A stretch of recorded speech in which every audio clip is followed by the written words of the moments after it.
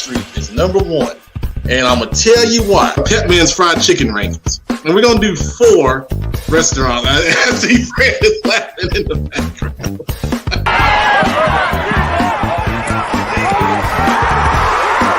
My sound off is actually about, I'm going back to the Panther fans. And you know why? Queen of CFI, sound off.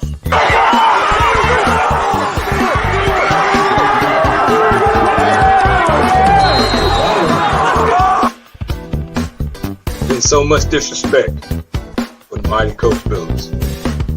And I'm here to sign off that. I can tell you how the Panther season gonna be.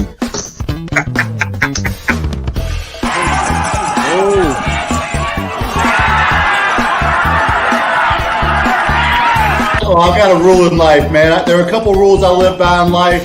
One rule is never pass by Bojangles without stopping. A second rule of life is get soy sauce, it'll save your life. Third rule of life, don't trust white girls. The number one most annoying group of people. People who don't put their buggies back in their little buggy aisles at the grocery store.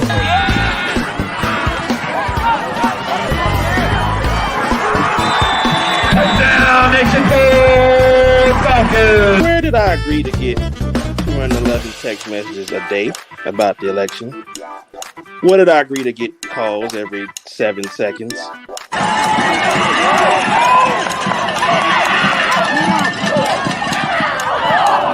I'm gonna sound off on myself. All my teams stink. Oh my God, we have the caption Cowboy Joe on there now. Good grief. But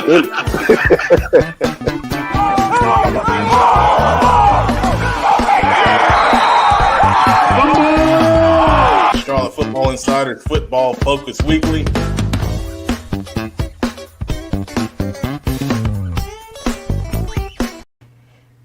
All right, good evening, folks. I'm the Pep Man, Matt Morrow. Welcome to another edition of Football Focus Weekly. On the show, coming up right now, we got an NFL coach, our first one ever on Football Focus Weekly. Very excited to talk to this gentleman. He is a Charlotte native, and he is a coach with the Denver Broncos, offensive quality control. Just got that job not too long ago. His name is Chris Cook. We're going to bring him on right now. Coach, how we doing? I'm good, man. How's everything going? Man, it's going great, man. It's going great. We got a lot going on down here in Charlotte, but I know you got a lot going on up there in Denver as well. I know you were just talking about, getting ready for the draft and everything like that. So, exciting time for everybody here. No doubt about it. Yes, sir. Awesome. All right. So first off, Coach, we mentioned that you're, a Charlotte native and, you're a former high school coach, here in the Charlotte area. Talk about your path to becoming an NFL coach, and you did it in a very quick manner. Yeah, I am a Charlotte native. I was actually born in Charlotte, moved to Union County early. So I went to Forest Hills, played for John Lowry at Forest Hills, down in Wingate. But all of my roots and ties are to the Charlotte area. That's where my entire family is. My aunt, uncles, everybody. My mom's still in Monroe, but my entire family is in Charlotte. But my coaching career is kind of wild, but got into it taken after being as a director of the Boys and Girls Club Teen Center in Raleigh. Okay. 2015, when I decided to get back in the coach, I called Justin. I coached with Justin in 2015. After I in the football league. And so then after I left Justin, I went to come to the director. And then once I wanted to get back in the coaching, I called Justin. And so after that, got back with him at Independence in 2015. Okay. 2015 season, that's when Coach Montgomery got the ECU head job. And then he brought me there with him after 2016 offensive ECU. Then it kind of went on from there, from the ECU. I was coach at Chattanooga. I was there for 2 seasons. Coach and got position head job at Akron to acting with him as the tight ends coach at Akron, recruited the Charlotte area through all of those events. And then here recently, early February, got with the Broncos, man. It came, a lot of it came through, there's a lot of process in between it. I didn't talk about some of those stops, but the Chattanooga stop, I was fortunate enough to get one of the Bill Walsh minority internships with the Atlanta Falcons. And with that internship, building connections, meeting people, and growing relationships led to the 2019 season. They brought me back again for a second time during a training camp. And again, allowing myself to meet guys. And one of the coaches that I had met the first year was Grady Harmon, who's the tight end coach here for the Broncos. Mm-hmm. And one thing that I'll say is, not only when you make relationships, also keep in contact and continue to foster those relationships. So I used to always check in on him. He would sometimes check in on me to see how things were going. And then the offensive coordinator at Chattanooga at the time is currently here on the staff with the Broncos. So, I've worked with a guy at Chattanooga who was the offensive coordinator, Justin Riscotti, who's now here. And then we worked with Wade Harmon. And then my 2020 season, prior to the 2020 college season, I had a third opportunity to become another Bill Walsh internship with the Cleveland Browns. Oh, wow. My second year with the Falcons, I was able to get that. But the second year of the Falcons, now the chief of staff of the Browns, Callie Brownson, she was one of the interns with me in Atlanta. So when she got that position and the internship came back around again, she reached out to me and she said, she said, I know me and you talked a lot when we were in Atlanta. And she said, I know your goal is to coach at the football league level. And she said, we want to bring in coaches that have aspirations of coaching at the next level. And so when that opportunity came around, she called me immediately. And then that's where that came from. And then with being in the building, well, not necessarily the building, but Zooming with them last off season during the summer, being able to meet the tight end coach, Coach Stefanski, the head coach, being able to sit and Zoom one-on-one with Bill Callahan and Coach Van Pelt, coordinator, like being able to get that one-on-one time with them. When I got to Denver, it's a small world because a lot of those guys in Cleveland knew a lot of the guys on the staff here, so I were able to speak for me, and in that manner. So, it's kind of a small world situation. It went fast. It definitely went fast. But I'm enjoying all of it, man. I'm really enjoying it. Man, that is awesome. I mean, it is hard to believe that 6 years ago you were over off Independence sideline with that big cannon going off and y'all running up all them points and all that good stuff to that year that I was at Indy. Mm-hmm. That was the year after they may have went 12-0 or something. I think they had maybe lost in the first round, and then in that year, we may have went 8-5, went to the second round of the playoffs or something. Like we lost to East Forsyth that year in the second. So I do that. That was a while back. Not too long, but it was a while back, though. Yes, sir. Absolutely, man. All right. So of course we talking about high school football a lot on this show. That's our focus. In your opinion, of course high school players have big dreams of becoming, NFL stars. What do they need to know right now? Most importantly, about becoming an NFL player, in your opinion? The one thing that I've learned quickly since stepping foot in this building is that these guys handle their business without being told they need to handle their business. That's whether it's preparing, whether that's, training, whether that's, handling their business away from the field, doing the right thing. Like, people don't really have to tell these guys how to manage themselves and how to go about their business. One thing about athletes, a lot of times you get spoiled, especially even in college. Like, you're always on a schedule. Everybody tells you where to be. You're getting alerts and text messages telling you what time you need to wake up and be wherever. Where in here, it may be that way during the end season, but all season, these guys don't have to be here to work out. They don't have to be around. So they leave here and don't come back in shape, it's going to show and it'll affect them. And I think that's one thing that high school guys have to understand. And nothing is given to you. There's a huge sense of entitlement, I think, in a lot of ways, starting early. And nothing's given to these guys. These guys have to work to get to where they are. And they have to put in the work. And if they don't, it won't happen. So I won't go too deep into it, but I just think that's the biggest start for high school guys to get to this level. I think you have to be extremely honest with yourself and where you stand in terms of your talent and your ability. I think that if somebody gives you constructive criticism, you shouldn't look at it as they're hating on you or whatever the case may be. Sometimes you have to really be like critical of yourself and really not necessarily, don't be so naive and don't be so, caught up in yourself that you can't determine whether you feel like you can play at a certain level or not. And I think that starts, with the high school process of going and picking a school, in the world of living in the D1 dream when you're not a D1 player, and you got to understand that if somebody tells you you're not a D1 player, again, they're not hating on you. A lot of times they're probably telling you the truth. It's just, those are some of the small things. I mean, I could probably name a million, but those right there are probably the base things that I think any high school kid should just understand from the jump. That should get you going.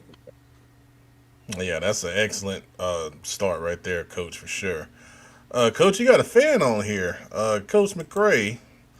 That's my guy, great man. Oh man. Yeah. So yeah, we had him on the show before too. Really good guy with Johnson C. Smith, man. Yeah. All right, so I'm gonna bring on a guy that you may be a little familiar with.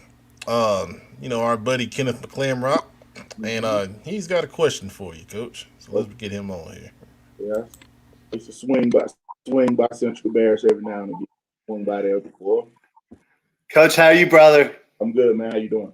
Man, I'm doing awesome. Thank you for being on the show. You are dropping some bombs. Dudes handling their business without being told to handle their business. Dudes taking constructive criticism and not saying people are hating on me, but taking it to heart. And that's awesome, Coach. Obviously, in 6 years, you have come a tremendous way from independence to, I think you were at Duke for a minute, and then you went with Coach Mo, I think, to ECU, and then from ECU to Akron, I believe is where you went, or UTC might have even been in the middle there. But Coach, obviously the Bill Walsh opportunity was huge for you. You did it 3 times as an intern. What kind of opportunity did that create for you as a young coach to not only get around great coaches, but to get your foot in the door and to lead you to the NFL? Well, I think the one thing that helped me is when you get inside of the building, you need to walk in the building and act like you've been there before. Walk in the building with some confidence and show these guys, these some of the greatest football coaches in the world, man. I mean, it's the National Football League. So when you walk in that building, these guys are not going to necessarily hold your hand and guide you around. You need to walk in like you. I walk in with confidence until somebody tells me to sit down somewhere. Wow. And these guys, that's how they carry themselves. These guys are professionals, and that's the way it is. But once you get in, just being able to get in and lend a hand wherever. I think one mistake a lot of coaches make is they don't humble themselves. I'm a position coach. I was a position coach at my school that I was at. But when I come in as an intern, whatever they need me to do, I'm going to do. I don't care if it's holding a bag. I don't care if it's running to make copies real quick. It doesn't really matter. Whatever they needed, you got to be willing to jump in and just do it. And that doesn't go unnoticed. I think another thing is, trying to find a way to sit down and connect with these guys and just talk to them, about ball.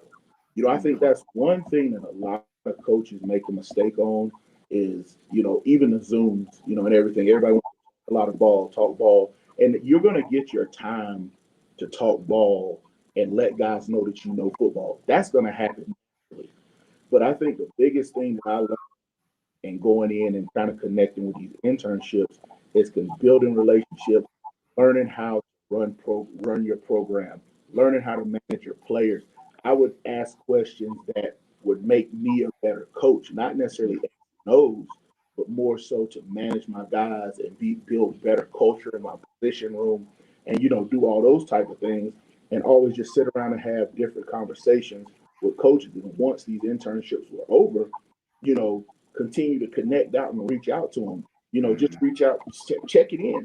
Hey, how's everything going? A lot of these coaches, when coaches reach out to guys, it's typically a lot of times, unfortunately, somebody wants something. Hey, coach, I was wondering if, or this, that, and the third. Coaches don't get a lot of, hey, what's up, coach? Just checking in on you, man, seeing how everything's going, how's family doing? You guys look good yesterday, whatever. And those guys appreciate it. And then just continue to build those relationships. So, it was bigger than X's and O's for me. It was more about building those relationships. Because, like I know, the biggest thing in this whole profession, guys hire guys they trust. Guys hire guys they know, and people that know them and are able to speak on them and sign off on them. And if coaches don't sign off on you and guys in the building don't sign off on you, it's going to be tough. It's going to be really tough. That's awesome. Thanks, Coach. Yep, no problem. All right. Thank you, Kenneth. Appreciate it, man. All right, Coach. We got another question from our Cherie Glenn. She's our female panelist, and she's very excited to be on here with you. So I'm going to get her on here and see what she's got to say. She's wearing a jersey that, make a look clash a little bit with that blue and orange you got on over there. How we doing, Coach? Hey, how you doing? I'm doing well. So I just wanted to ask you, over the last few days, we've seen teams in Minnesota and how they've dealt with, Dante Wright passing away on Sunday, all by postponing their games that they had on Monday. So with that being said, I just wanted to know, with everything that's going on and has been going on, how do you think that's going to change the sports world moving forward? I'll be honest. I feel like the sports world probably came together more than it probably has ever been, just from a lot of the past situations and incidents that have gone on. I think that unfortunately, these type of things, it takes this to bring us together, to bring the sports world together. I don't feel like that should bring us together. But I think that guys are continuing to be the voice, be a voice for their community, be a voice for their organizations, that where they're from. And I just think that guys are going to continue to embrace it and understand that, it's got to get better. It's just got to get better. But I do think the sports world is going to continue to get closer and closer, because the sports world is a big fraternity. Sorority. That's all it is. Yeah. And no matter what your race, your color, anything of that nature, once you step in that locker room, it's different. And I've been in a lot of locker rooms, and it's just different. And I think as long as we continue to try to stay together as much as possible, we'll continue to continue to trend more in the right direction. Right. Thanks, Coach. Mm-hmm. All right. Thank you, Queen. Great question. Appreciate it. All right, Coach. Let's talk about college a little bit, because obviously that's just where you came from, not too long ago. Talk to us a little bit about recruiting from a college coach perspective, and some things that you may have noticed over the past couple years. So, I'm going to be very direct about it, but please do. Yes. Who knows? My goal is to be a head football coach one day. I may have to get back into recruiting again in this world. So but I am going to be blunt. I think the biggest thing that stands out to me now in recruiting goes back to I think that a lot of kids have got to. I'm basically going to kind of repeat some of the stuff that I said. I think that a lot of kids have got to be real with themselves. I think that a lot of kids have to stop worrying about what other people have going on, whether it be on Twitter, whether it be posting their offers. Worry about yourself, your ability, and what you're able to produce, and worry about the best school that fits you. Okay? Stop worrying about the logos. Stop worrying about the number of jerseys they have. Stop worrying about the facilities and all of that stuff. All right. Because I promise you one thing, and I know people for a fact, that what happens is you get caught up in all the glitz and the glamour of that. You'll go to those big schools, you won't play, and then 2 years later, you don't care anything about that. You just want to go play, and now you're probably going to end up at the level what you probably should have started at anyway. All right. Mm. So so that's the one thing I'll say. Be real with yourself. Right? Be real with yourself. Um, I do think that COVID really hurt recruiting this past year for especially in North Carolina with with the season just now happening. I hated that like everything. Those kids weren't able to play this fall. That really crushed me. Just to note it because it happened. It was tough to recruit North Carolina. It was. It was tough to recruit because those kids didn't have film. A lot of other kids we were recruiting that had just played. So a lot of kids in North Carolina really took a hit by having that season. But the recruiting world is so different. I think parents have got to stop relying on the high school coaches. I think the parents have got to start relying on AAU. Not I'm saying AAU. I'm sorry, 7-on-7 coaches and all of the trainers around the city. Like stop relying on those guys. Put your kids in the car yourself and take them to the schools and stop waiting on those people to do that for you. It's not their job to get your son or daughter in school. It's your job as the parent to do it. That's the other thing that I will say about high school recruiting. And I'm speaking primarily in Charlotte, not just because I'm speaking that area. One, because I'm from the area. Two, I know a lot of people in the area. And three, there ain't too many high schools that I don't know about what goes on around the city. It's just that's just a lot of the things right now where it's trending. I think playing the offer game, with schools. It's a school that I'm going to use an example. I'm going to use my university I went to. But let's say I grew up and I always wanted to go to Chattanooga. If Chattanooga offers me, commit to Chattanooga and go to school. Don't try to wait and I want to go here, but I want to go and read this and that. College coaches don't have time to play with you. Mm. At the end of the day, and I tell kids this when I recruit them, my family is more important than you. Wow. That's cut and dry. My family is more important than you, just like your family is more important than me. So if I feel like you're doing something, my livelihood is coaching college football. And if I feel like you're a kid that I can't trust with my family, then I'm not going to recruit you or bring you in here. Mm. And that's just as cut and dry as I can be, because I'm going to pick my family 100 times out of 100 over any kid that I recruit. And that's just fact. I think kids got to really understand that's where college coaches come from, but it's just not one-sided. Kids should got to understand that their families and their decisions have got to be bigger than that college coach as well. So it's not a one-sided street. But that's kind of how I explain that as well. But the recruiting game can be a game. The recruiting game can get a little dicey, but go where you want it. Huge too. Man, if you got a school that's kicking down your door and wants you there, and you're sitting around waiting on somebody that doesn't want you, I mean, think about that. I think how I just said that. That makes no sense. Mm-hmm. Go where you want it, man. Go where you want it, because if you want it that bad, that means they have a plan for you. Schools that sometimes sit and wait, they have people ahead of you. Let's be honest, there are people ahead of you, and that's just what it is. And that's not necessarily a bad thing. Just sometimes people are ahead of you because they fit more of what that school needs versus you. So it's not a knock at you. It's just you might not be what they want right there. But if somebody needs you or wants you right now, then you got to strongly consider that. Don't sit around and wait on that. Don't mess around and be without nothing. So Coach, that I could go on and on, man. So. I was gonna say, man, I want to keep asking you about recruiting because I mean that's some of the best stuff that we've heard from a guest. On this, we've had a ton of guests, man. You got a fan here, Coach Gray from Rocky River. He's saying, "What's up, Coach?" Coach Gray, what's going on? My guy. Yeah, he's a good dude, man. He's a Yeah. good dude.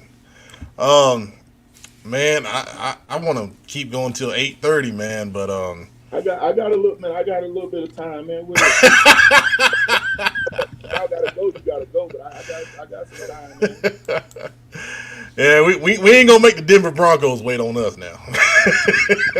No, I'm doing some work on my own right now.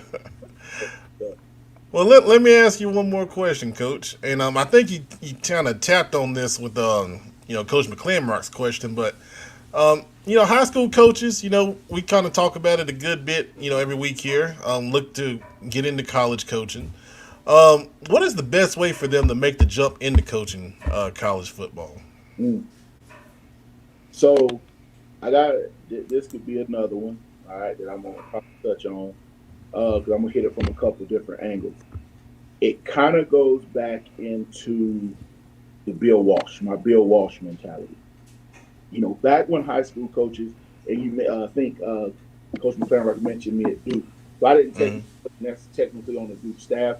What happened was a lot of people associated me with Duke because the reason I'm in coaching right now is because of the Duke coaching staff, because of Coach Cut.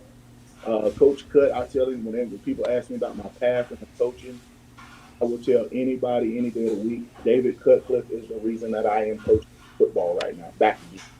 He's the reason.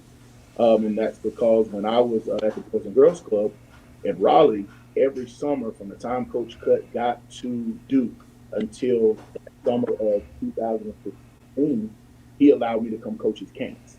And a lot of coaches met me there. And a lot of coaches thought I was on that camp because it goes back to when I was at Duke, I embraced the role they gave me. One of the roles they first gave me was welcoming the kids and putting them in their groups before they ran their 40s. So a lot of times I was that first coach or representative, like what the kids saw when they got on the field after height and weight. I was the first one. And, I took that role and I embraced it and I made that mine to the point where every year, they didn't even put anybody over there. They immediately, that was my station. That was my beginning. They put me there and that was my job. And they trusted me with it because I took it serious. And something that small led to them allowing me to do more, and being able to meet those, spend time with those guys all the time. Derek Jones and Coach Montgomery, Matt Guerreri, Jeff Ferris, Raekwon, Marcus Johnson, who's now in Missouri. All of those guys, I used to spend time with those guys. And that goes back to, building relationships and getting in front of guys and proving that you can do it. And getting in front of guys and giving them the vibe that they can trust you and you taking ownership of something and treating it as if it's your own. And I think that's the first thing. If you can get in front of those college guys, get in front of them and try to figure out again, any way you can help, go help. Again, I know COVID kind of changed some of that up, but I would say, networking and trying to find a way to get in the building, learn from them, try to get in the building to help them, and not just hit them when you need something. Again, I just think that's a really big thing. The second thing that I would say, I laugh sometimes because I get a lot of high school guys. I coach them out of different cities and states. So Tennessee, Georgia, South Carolina, North Carolina, Ohio, Pennsylvania, Chicago, everywhere. You get a lot of coaches. Coach, I want to get into college coaching, blah, blah, blah. And then, you follow them on Twitter and they're worse than the kids. I can promise you, there are guys that all over that I can see them on Twitter, and I can promise you I wouldn't hire them straight off of social media. And trust me, college coaches look at that. You got to think: is a college coach going to hire me based off of my social media? You have to be extremely careful about what you're putting, because at the end of the day, what you put out there into the social media world would be a reflection of that head coach and his program and that university. And I can assure you, I've seen guys not get opportunities because of what they put on social media. I've had coaches hit me up directly, hey, do you know a guy that da da da da? And I might have a guy in mind, but I'm not putting my name on him simply because of something that he may have posted on social media, and I'm not going to have attached to it. So a lot of high school coaches say they want to coach in college, but you got to carry yourself like a college coach. You got to dress for the job you want, not for the job you have. Woof. Man, Okay. coach. Uh, You preaching right now, man. This is football preaching, man. This yeah. is So woof. again, I can go on and on about it, but I do think that building those relationships is number one. Carrying yourself like you're already college football coaches too, and then just continue to develop and lock in on your skills as a coach. Because when that time and that call comes, you got to be ready. You got to be ready. What value do you bring? Because that's what they're going to want to know. If I'm going to hire a high school coach, like what value is he bring? A lot of that value they're going to expect to be recruiting naturally from the high school world. So you got to be expecting already to walk in the door being on top of your recruiting game. But that just can't be your one trick, though. You got to be able to do other things. But naturally, they're going to expect you to be able to recruit and lock in on that area. Trying to think what else. You know, I think that if you have a significant other, I think that's extremely important for him or her. I'm talking to female coaches as well. Like your husband or your wife, they've got to understand what that grind is all about. I think a lot of the coaches' wives on Twitter and on Facebook with their picture and the family and all that good stuff, and they get enamored style sometimes, and they don't understand what those wives go through. You got to understand, like your kid, high school coaching, you already know it. You spend more time with other people's kids than your kids.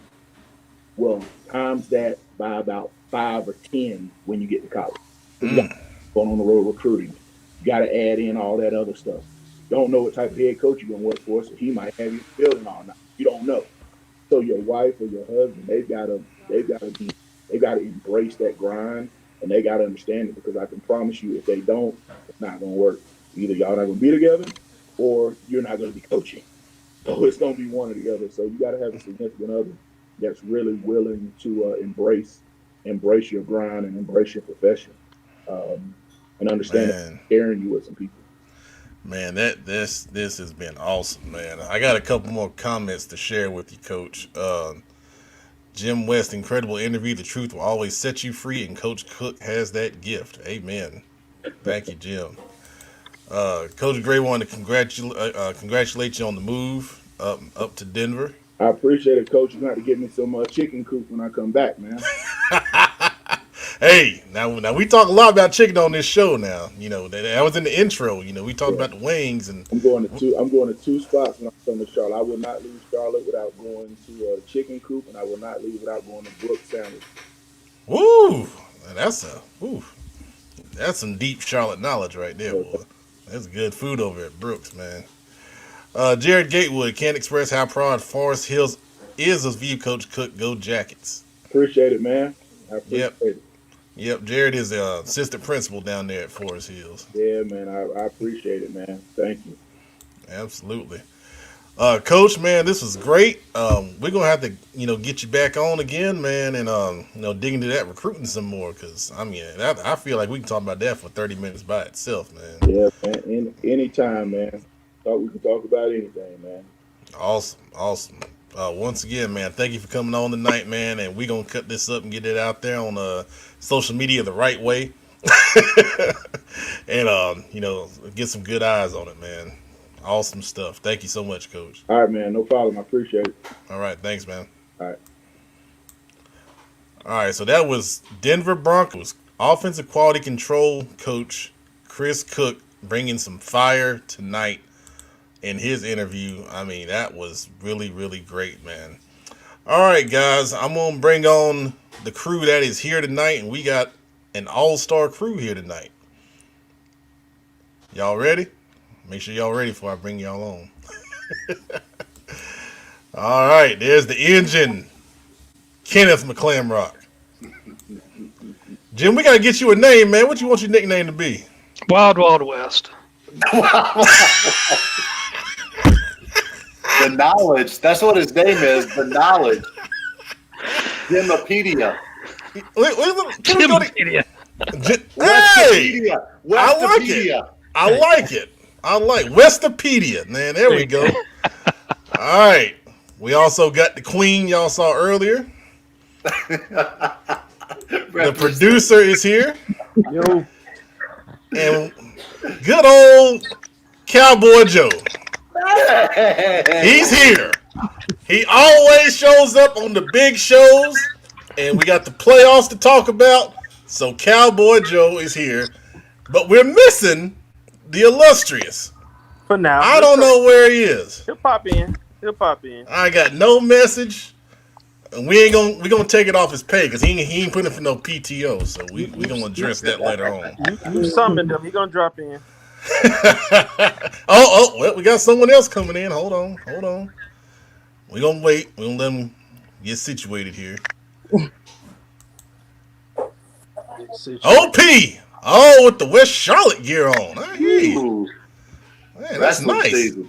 Hey, man, it's baseball and wrestling season. I'm on double duty trying to get it in. Hey, gracious. Ooh. More power to you, man. More power to you. Good gracious.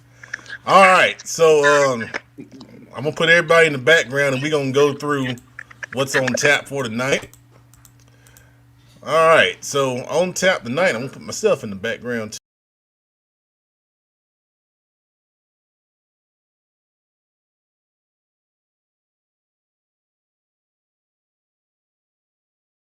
Analysis with the Blitz, playoff predictions, Queen City Senior Bowl talk. Y'all really want to stay around for that. And then we got the slime to end it all. So that's what we got on the show coming up tonight. So we're going to hit the rapid review now. And we are going to get it on the screen. Let's see here. Oh, I got Billups texting me, y'all. I don't know what he's saying, so we'll get to that here in a second. All right. I'm having technical issues. What is going on? There we go. All right. Compelling video right now, I know. All right. There we go. All right. It's Cabarrus County time. And when it's Cabarrus County time, you know what that means.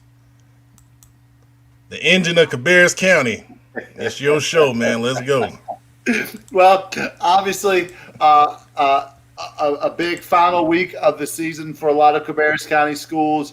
The Bell game maybe has lost some luster here recently. Kannapolis picked up their sixth.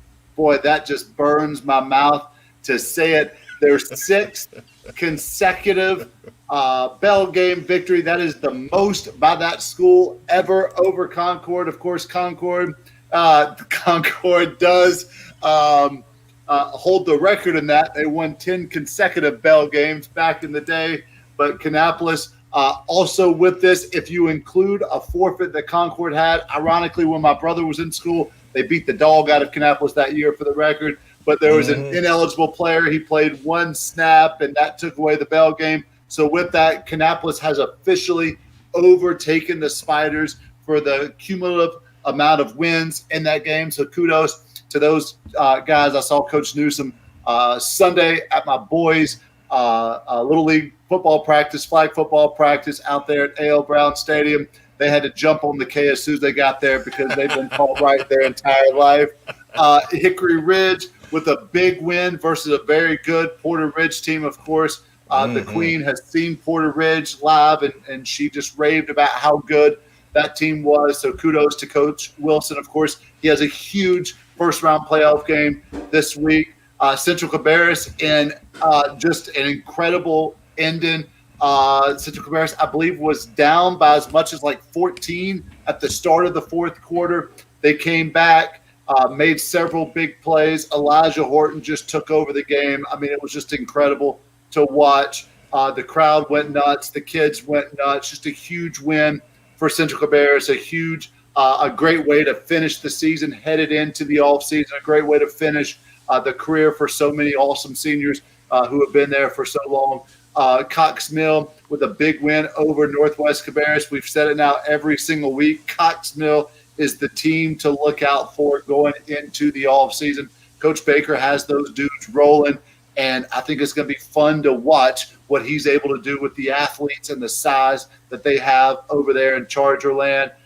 Olympic over West Cabarrus. This is a game that was super, super, super close. West Cabarrus was up, I believe, 19-14 going into halftime.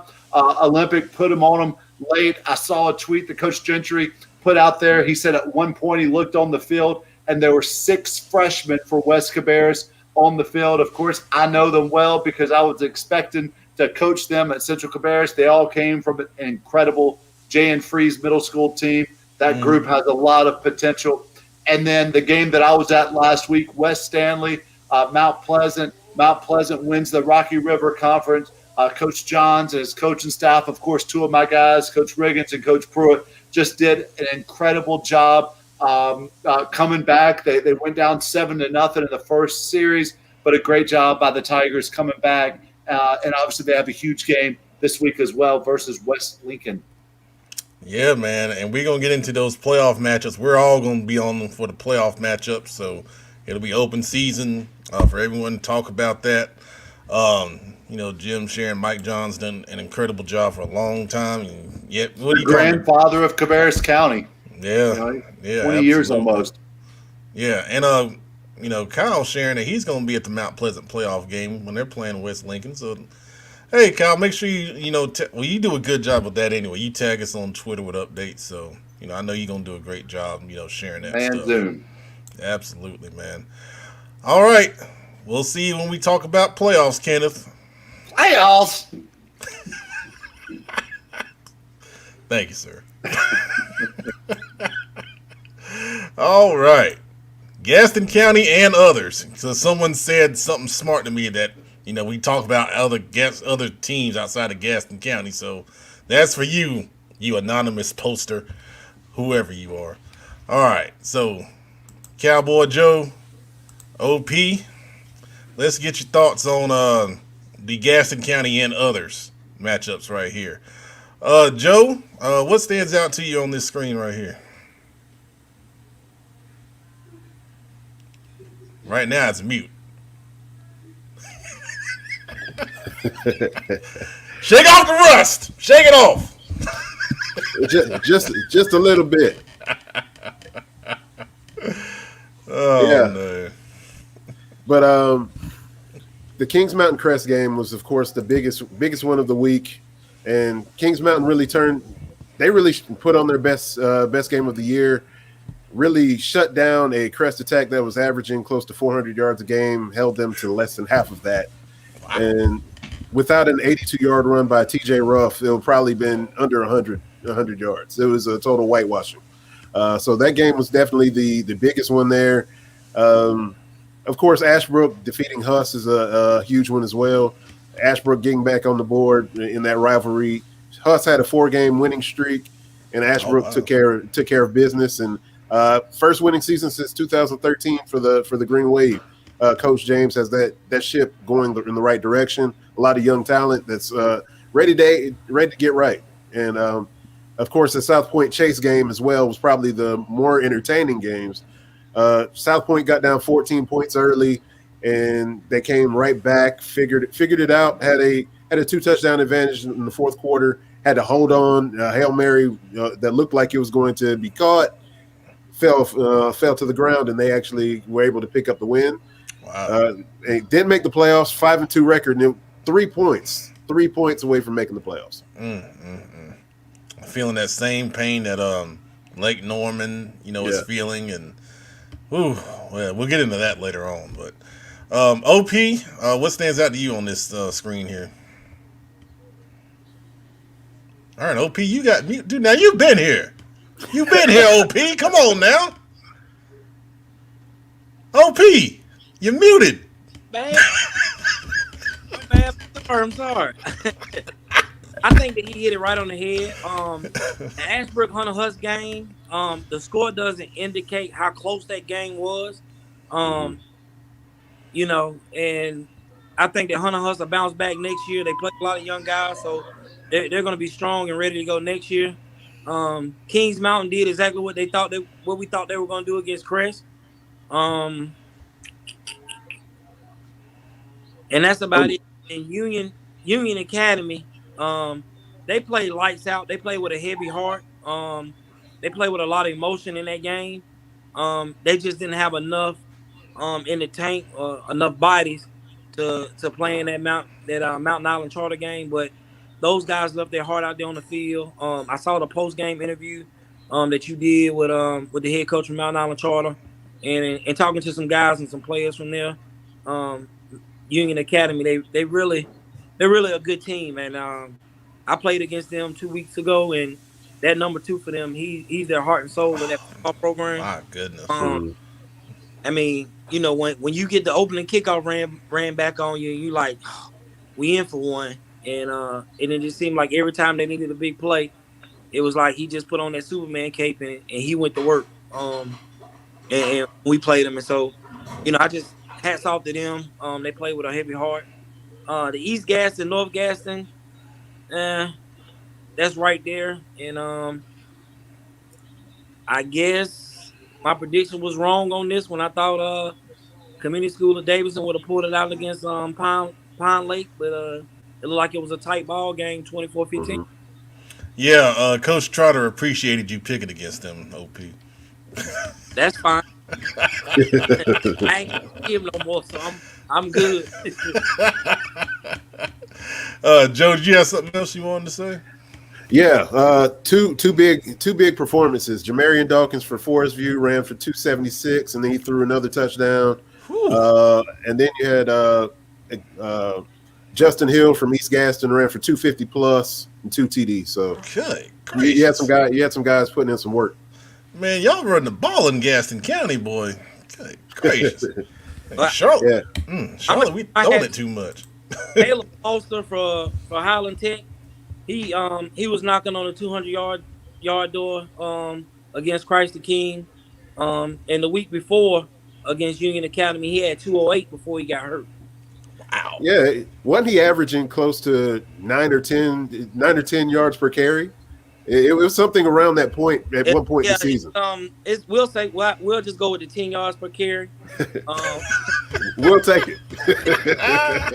But if any coach know when your horse is working, you keep feeding that horse until you can't feed it no more.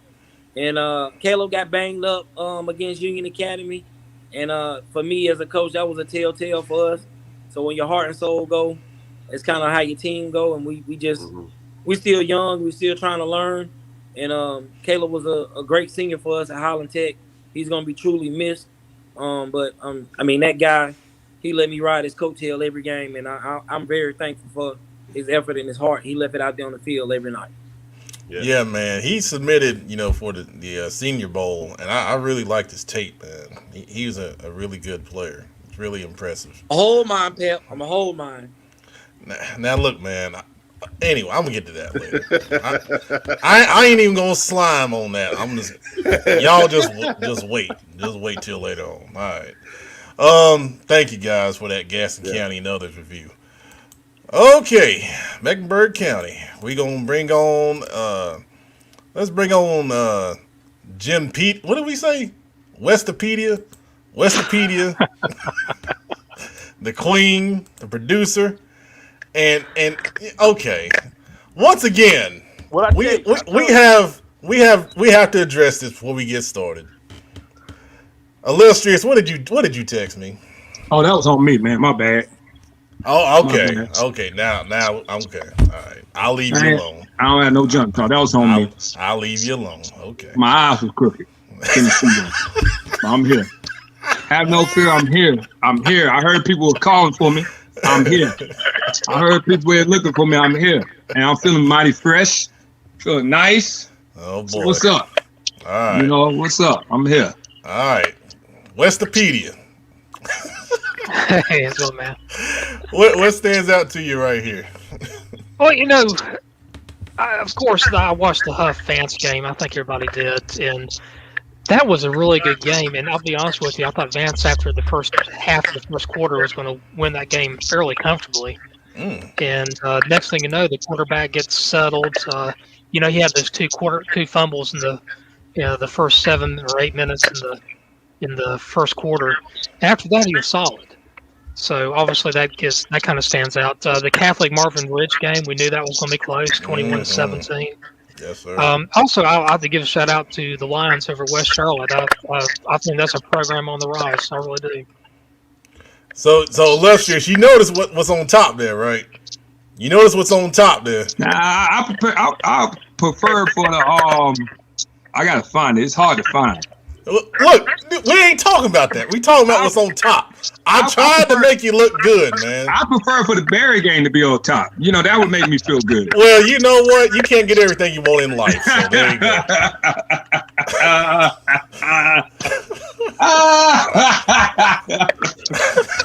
Hey, go on, man. I'm at peace. All right, Queen, what you got? What stands out to you? So obviously me being at the Barry Harden game, I got to watch that unfold, and it really never went their way. So Barry got that victory, so that stands out to me. So also congratulations to the West Charlotte Lions for getting that win over Hopewell. I'm sure it was a hard fought game on both sides.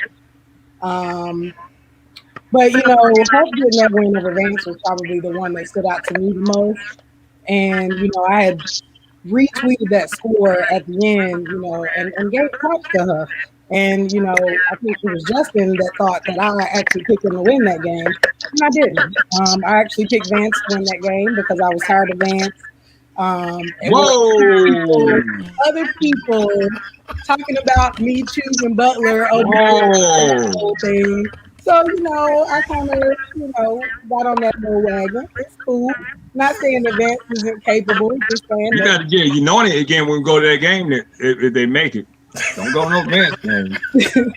They'll run a straight strike to you. Anyway, so, kudos to them for standing up to that task and being able to do something that not a lot of teams were able to do, and that was win over them. So, whoa!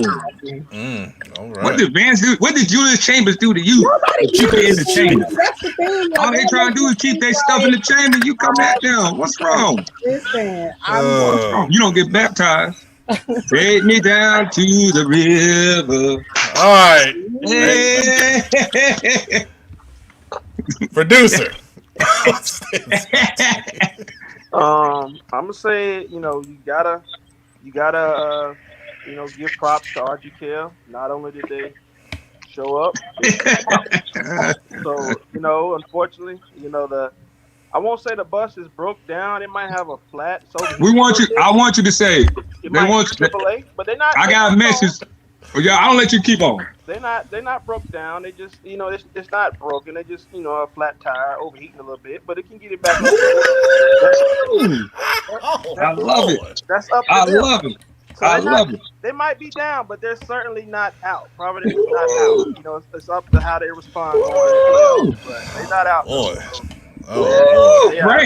They are definitely not out. And hey, now, producer, where we going this week, right? I know exactly where we're going. So I know exactly where we're going. That's why they saying this. Nah, RGK deserves all the props and all the credit we gave them. No, they do. They showed up, and like I say, this wasn't a 3-point or 7-point win. Like I said, they showed up and showed out. So but Providence is not gone. They're not done for. You know what I mean? They've come a long way this season, and they can get things back on the road. It's just all about how they respond going into the playoffs. So this is when it counts now. So they're not gone. I'm a big props to Providence to moving forward. I gotta acknowledge Mallard. Bear. You know what I mean? They Mallard Creek. They I think that was a statement game for them. And they might have been given the standards that we hold them to every year, they might say, hey, they might be a little beneath that, but they're not. They're not. They might have been a little down compared to what we put them at, but they're not out. So it's nice for them to go into the fall to say, hey, last time we stepped on the field, we scored 61 points. So, I think that was big for them to say, hey, we're not dead. We're still here. And that's a heck of a momentum game heading into the fall for them. So, I got to acknowledge that. They must have listened to Trap or Die before they went out there. They might have. Nah, that's it. they listened to Trap or Die. That was a Trap or Die game right there, boy. Woo! All right, illustrious. What stood out to you? All right, I heard they were calling for me. It was some statements that was made about the illustrious because of this game, and I just want everybody to know because I went and talked to some people. It's all good. It's all good. Coach built to take it. I'm built for it tough. Hey, shout out to AK. Y'all did what y'all had to do. I respect it. I told, and Pep could acknowledge it. I said before we even start, when we were doing season previews earlier, I said the one team that scared me for Providence is AK. And I said that's the team that I feel like give Providence some problems. And y'all did what y'all had to do. So, Coach Bills, go there with kids, Shout out to Josh. I respect you. I think you did get robbed for QC Bowl. I'm going to try to do my best to talk to Coach Pep, man, and see can we get you on there. That was tomfoolery. But, hey, shout out to AK. Shout out to Barry for doing what they needed to do, bring that cup back to Barry. I was really shocked with that. That was I was on my edge of my seat watching. I don't know what happened just now. We got some technical difficulties over there. I don't know what just happened, man. Yeah, that's weird. That ain't gone. I don't know if he paid his internet bill or not. We're gonna try to get that connection fixed. Yeah, and get him back on the screen here. I think Thanos just snapped and he vanished. Yeah, I think so, man. I don't know what's going on. I mean, all of a sudden you start talking about Barry, and then man, good. I'm trying to click and get him. It ain't working, man. Oh well. We'll try to. He would want us to continue. He would. He would allow us to move on. I think we're gonna move on here. All right. So what stood out to me a couple things here. Lake Norman, man. We gotta talk about this, man. And Westopedia, I want to get your thoughts on. They lost the coin flip. To Hickory Ridge getting in the playoffs, 5-2 season. We were just talking about South Point and Gaston County kind of, having the same situation, going 5-2, missing out on the playoffs. We've had a situation like this happen before, right? Oh, yes, many times. I think probably every year we've had teams that, especially like in 2A and 3A, where there's only a certain manner of automatic bids, and if you don't get maybe the second seed or first seed or whatever from the draw, and if you're right now is based on or used to be based on max prep, if you didn't have the proper enough support max preps, I think it's an adjusted ratings the NCHSAA had, you didn't make it. Then you go back into like the early 90s. You had teams that had 1-2 seasons. I know Al Brown, I believe, went home one year didn't get to play in the playoffs because he played in a 5-team conference. Yeah. And this is kind of a throwback year in a lot of ways. You got a lot of good teams that are not playing in the playoffs. Miller Creek, unfortunately, is one of them. Mm-hmm. And shout out to Myers Park, man. We ain't really been, talking about them too much, but they won the conference title over there with the win over Independence. And Independence, man, they gave it their all, man. They were leading, or very close in that game for a long time. They easily could have just laid down and quit, but nah, man, that was a great effort. And we will share, the Independence job is open. Coach Natoli and them have, kind of mutually agreed to part ways. And Coach Natoli is a great guy, man. Great guy. When he got the job over there, I went over there and, did our preseason stuff, very welcoming. We sat down and talked him and Coach Van Horn, really good people, man. I don't know who's going to, come over there and take that job over. Hopefully, I would love to see Coach Van Horn do it. I've told him numerous times I think he's ready. Great offensive mind, really good with kids. But we'll see, what happens with those guys. And also shout out to South Meck. 38-14 over West Meck, ending the season on a 4-game win streak. You talking about momentum going into the fall. They got a lot of that team coming back, and man, they're gonna be a team to watch, man. Coach Evans has got those guys going in the right direction. I think we got our connection back now. Oh, there we go. All right, pop back up just in time to move on. All right, so God don't like ugly. That's why we getting baptized. Well, God got you back on the show, so there you go. Man. No, then you click. Y'all don't know what you're talking. Connection just went out, man. I don't know what happened. That's why they on your head about that Queen City Bowl. Well, okay, we're gonna get to that. Anyway. Best to last time, final one. I'm gonna bring everybody in. All the disrespect again. What? Man, go on with your 7, man. I ain't talking, man. I'm being quiet. What? This is a great list.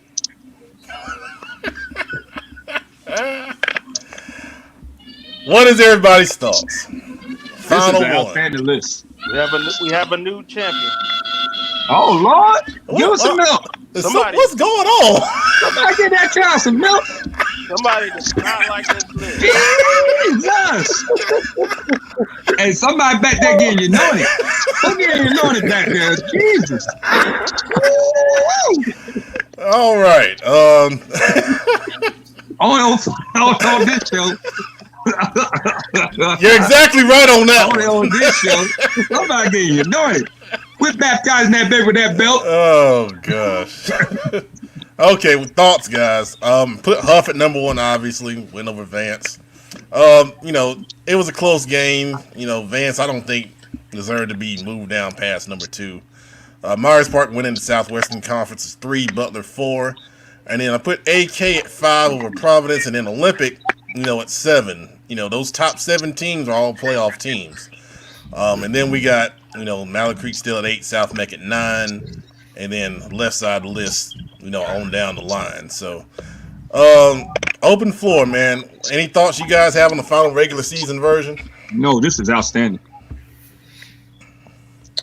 Yeah, Matt, I totally agree. It's a very good list. It's pretty close to what I'd have it.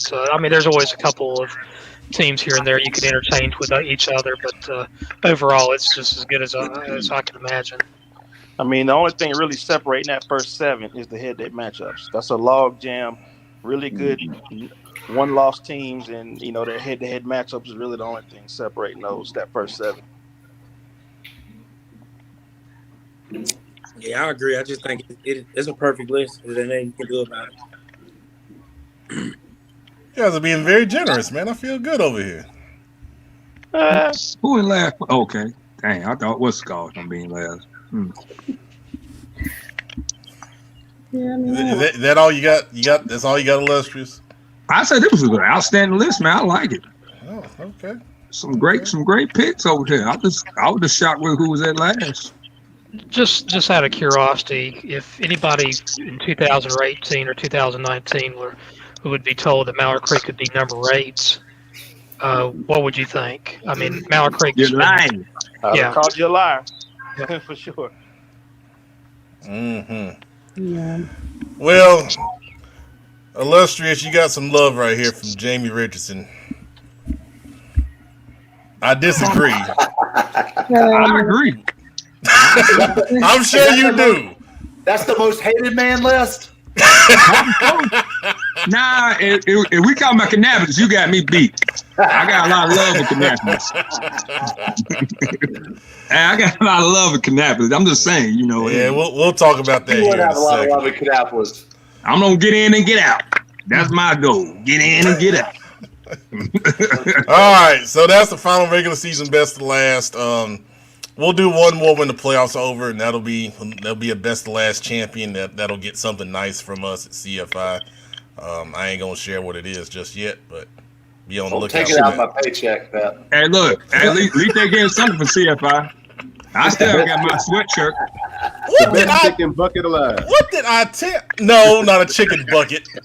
Who said that? Churches. We got too many people on the screen. Who said that?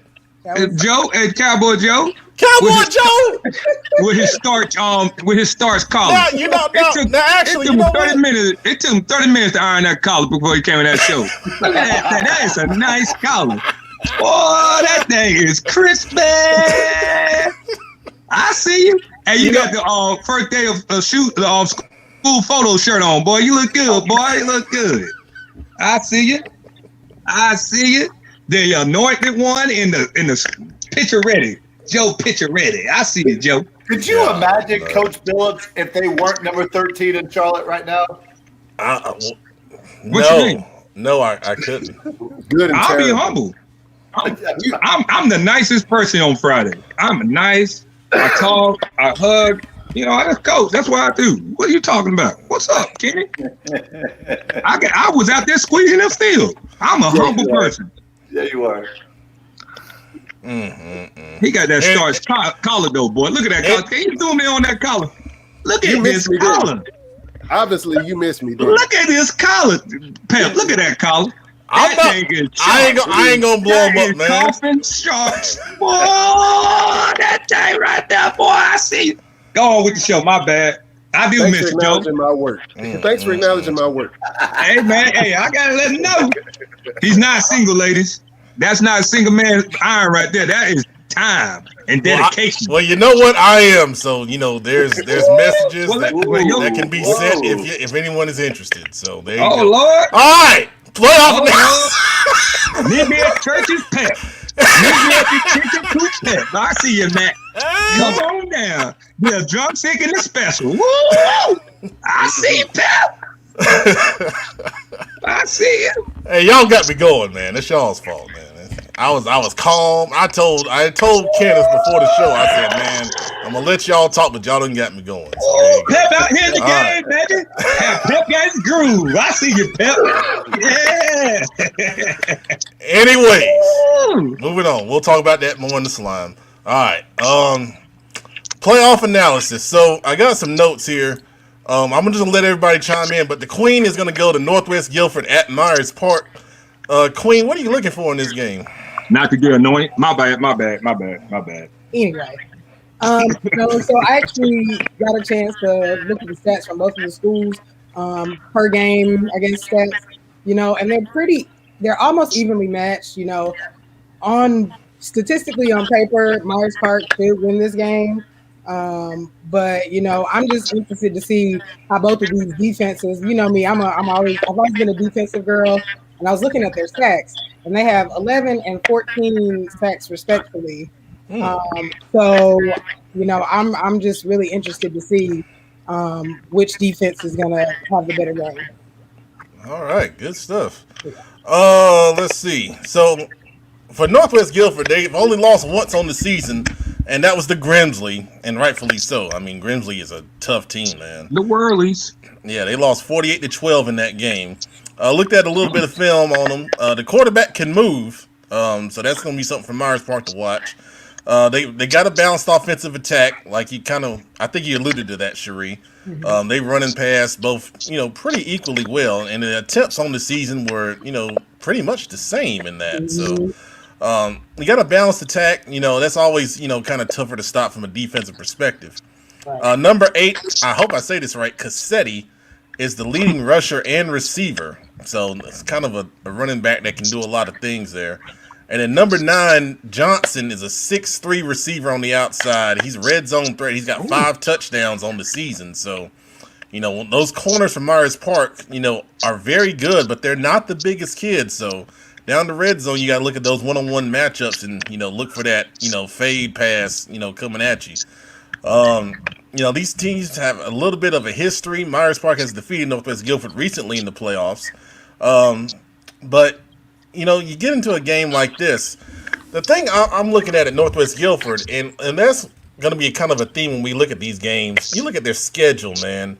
Like we said, Grimsley was by far their toughest opponent. But, when you kind of get outside the city, man, there's not as much, parity, that we have in Charlotte compared to some of these other areas. So that's one of the things that I'm looking at. Can Northwest Guilford, kind of hang in there early on? The longer this game stays close, and Myers Park has played a number of close games, the greater the chance that Northwest Guilford, I think, has a chance to pull an upset here. If Myers Park starts to run away, They don't seem, no, just looking at them on tape, they don't seem to be the type that is going to be mounting a big comeback, real fast. So, Sheree, I think you got a good game here to cover on Friday. Does anyone else have some thoughts on this one? No, I agree.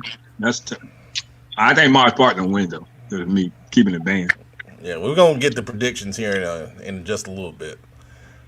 Okay, Olympic at Panther Creek. Obviously we don't have anyone going to Panther Creek. That's a long way. That's up near Dang, OP, you ain't going to Panther Creek. OP, hold up, Mr. Olympic, you not going to Panther Creek? Philip, I will be at Panther Creek watching my nephew play. He's the starting center for Olympics, so I'll be watching. Okay, you are going. I didn't know you were going. Hold on, I'm just making sure, Mr. Olympic. That's all I'm making sure of. Okay, well that's good, man. You can give us some updates. That's great. Why you put Otis' name on there, man? That's messed up. I didn't know. I didn't know. Otis, you don't got a sweatshirt either, do you? I know how you feel. Philip, I have a lot of stuff. I coached there. I'm talking about for CFI, man, not for Olympic, man. Oh no, I'm good.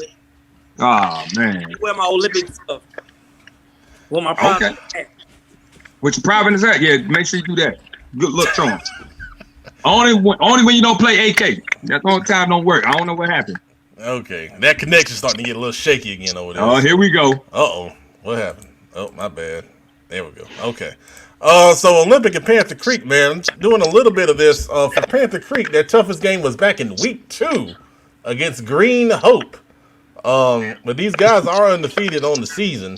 Green Hope we're gonna get to in just a minute. There's a lot of little interesting things about that. But I digress. I'm sorry. Looking at Panther Creek, they're a spread passing team, multiple receiving threats. They got 4 guys with double-digit catches. And looking at them on film, they're very similar to me to Audrey Kell, the way they, play offense. Agreed. They've only got. Go ahead. Oh, sorry. I was going to say Panther Creek has a couple of quality wins now. They beat Hillside, who's 5-0, and they beat a 3A team, granted, but they beat Northwood, who's 5-2. And man! Check this out. They have outscored their opponents 228 to 36. They've given up 36 points this year. Wow. That's a tough game for Olympic. Wow. Oh, yeah. Yeah. I'm gonna take Olympic. So that is. And they've played all 7 games for the record. 36 points. I'm gonna take Olympic on this. Go ahead, Westopedia. What you got? Yeah, I'm gonna take Olympic in this game. The quality of talent in the Charlotte area is so much superior than it is in my area in 4A. And yes, Panther Creek is undefeated. They've given up 36, 38 points. The thing about it is they haven't played a team like Olympic or Providence, Audrey Kell. I think as long as Olympic, as long as they control the ball, they protect the ball, I think their athleticism is going to win that game. And I think as long as they keep Panther Creek on defense more, I think they're going to wear them down. Because I don't think Panther Creek's played a team as good as Olympic. No disrespect to Hillside or Green Hope, but I'm going to take Olympic. Olympic has 2 quality wins versus South Met, who we just talked about, has won the last 4. They beat them, I believe, in week 2. And they beat Audrey Kell, who, of course, is 6-1. But don't forget, Olympic was shut out by Providence, and they had to come from behind versus a no-senior team in West Cabarrus. This could be a good game. I think it's going to be a very good game. Now, the thing about Panther Creek, though, they are definitely a passing team, and they've only got 511 rushing yards on the season. Wow. The season! In 7 games, man. So, one-dimensional against Olympic is going to be interesting with those defensive ends and Kai Russell and Dylan Smoot. The Panther Creek tackle is going to have a woof. They're going to, yeah. Now, go ahead, OP. Matt, we said it after the Olympic RTL game, and we were in the same situation in 2010 when we played Hardin in West Charlotte Memorial Stadium. Oh, why are you bringing that up, man? Just saying that if we looked at each other and said the same thing at the ball game. If those DBs don't play, Olympics is a long day.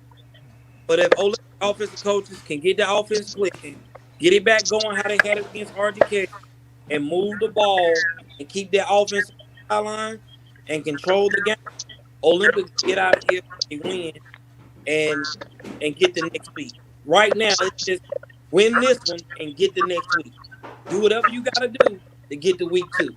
That's it. That's what those coaches need to focus on. I hope that's what they're focusing on, is to do whatever we got to get the next week.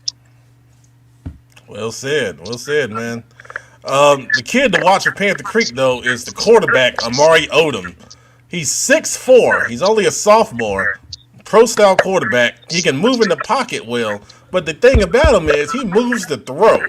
You know, he can run a little bit, but he really moves and keeps his eyes downfield really well. I was really impressed with him, you know, to be that poised at the sophomore. So that's going to be a big challenge for Olympic, is shutting that, you know, passing game down, obviously.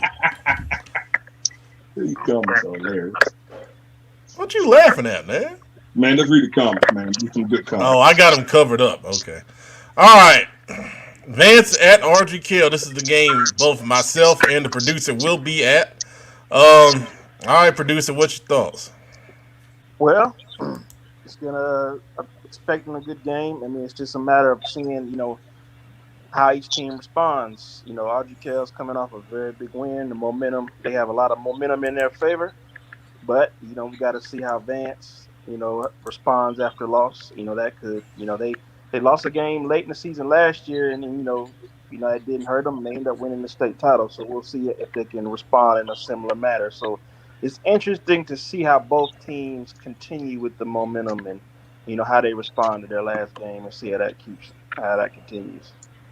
Absolutely, man.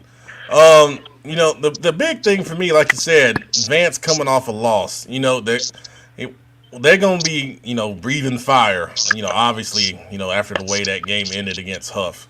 But RGK, man, you know, coming off their biggest wins of the season. I mean, shutting out AC Reynolds on the road, and then just obliterating an undefeated Providence team. Whoa. And I mean it was. I'm just saying, man. No, I like the word. Yeah, that's a good word. Yeah, thank you. All right, you know, I went to CMS public school. I learned a little something.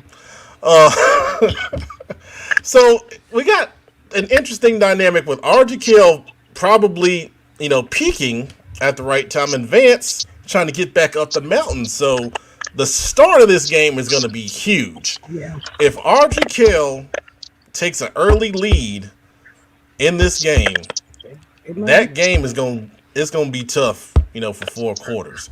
Now, if Vance comes out on fire, it's going to be interesting to see if RGK can, you know, kind of weather the storm a little bit and hang in there and, you know, keep it close. Because I got a feeling that Vance is going to come out of the block, you know, throwing haymakers. So that's going to be the start of this game is really going to be a big deal to see who pulls that out. I wouldn't want to play Vance this week. Right. Well, I'll tell you, you know, last year, or 2019, I should say, we were at the first round Vance Butler game, and that was a shutout. I mean, Vance's defense was just on fire. It was crazy.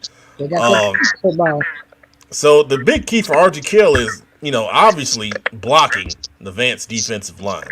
Because if Vance can get there with 4, and they're going to be able to cover up, you know, the talented RGK receivers. Now, if RGK's offensive line steps up, we know Jack Curtis likes to let that thing go. And, you know, we talked about it last week. You got to be able to win one-on-one opportunities against the Vance secondary. Now, RGK receivers have the talent to do that. So that's going to be a great matchup if RGK gets the time to throw the football down the field like they usually do. All right. Anyone have more thoughts on this game? No comment. I think that it's going to be intense fans, but if RGK coach that storm at first punch in the mouth and take what Vance defense give them, it could be a long time. It's going whoever wants it most right here. You know, After a tough Absolutely. like that, you're upset, you're mad as the coaching staff, players are. Um, you just came off a big win in conference. Is who's gonna be ready to play and forget about the regular season because it's a new season. You win, you keep playing, lose.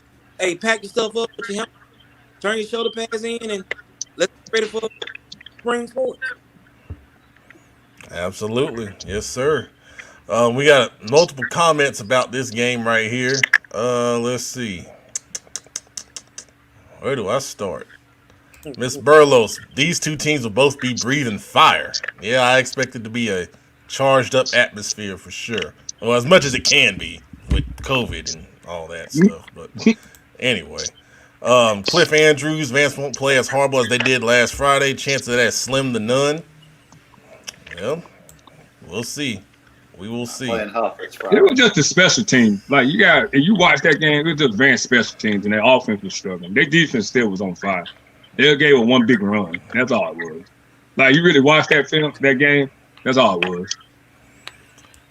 Well, Chambers Derek with some material here. Vance will win this game. It won't be close. Oof. All right. There we go. Yeah, the big key for Vance's coaching staff will be to keep their guys from looking ahead to a big matchup, revenge matchup versus Huff. And, I think that Vance's coaches have done a great job of that the last 2 years of keeping their guys level-headed. But it's going to be really hard for Vance guys not to be looking ahead to a potential second-round matchup versus Huff. That could end up becoming key this week. Absolutely. That's a great point, man. Great point. All right. Green Hope at Huff. Now, if you are a part of high school football Twitter, you know that Green Hope has been the center of some controversy because they've only played 4 games this season, and they are in the playoffs, and they're an 8 seed, so they were, one of the last teams into the field. I'm not gonna speak too much on the back and forth on Twitter. I'll let other people do that. But first off, before we get into the game, do y'all think it's fair for this team to be in here with only 4 games played? I do. No, I'm not speaking on it because I still coach, but hey, it is what it is. All right, so Westopedia, what's your thought process on that? Well, I got to give a shout out to my friend David Green, who's actually the head football coach at Green Hope. He lives probably 3 or 4 minutes from my home. A great guy. He's won a state championship. I can't remember if it was in Williams or Cummings over in Burlington, but he's a great coach. And also, I think a lot of these games, the schedules, it's just outside the coach's hands, outside the students' hands. You have a COVID outbreak, you're just kind of doomed to have to sit for a while. So, yeah, I think under the rules that we have, I think Green Hope deserves to be in the playoff. All right. Anyone else got some thoughts on that? I mean, it's kind of a catch-22. I understand why someone would say, they don't deserve to be there. But then it's like the flip side of it, because, teams, think about it, if they're 4, just an example, they've played 4 games. Well, Mallard Creek won 4 games. So you can say, well, they've won the same amount of games as them. So I see that argument. But at the same time, the group, the flip side of that coin is saying keep them out. It's like, do you really keep some kids out of the playoffs for circumstances outside of their control? They can't control COVID and things like that. So I see both sides of it. It's hard to justify keeping kids. Can't punish the kids, man. You can't punish the kids. We've said this all year that the great equalizer this year, the great unknown, was going to be COVID-19, and here we are. And I'm sure the Westopedia could speak to this better than anyone. You've got North Stanley, who's 7-0, who is no longer in the playoffs because of COVID. Today it came out, I think, that Leesville Road is no longer in the playoffs because of COVID. You can't punish kids for something that's beyond their control.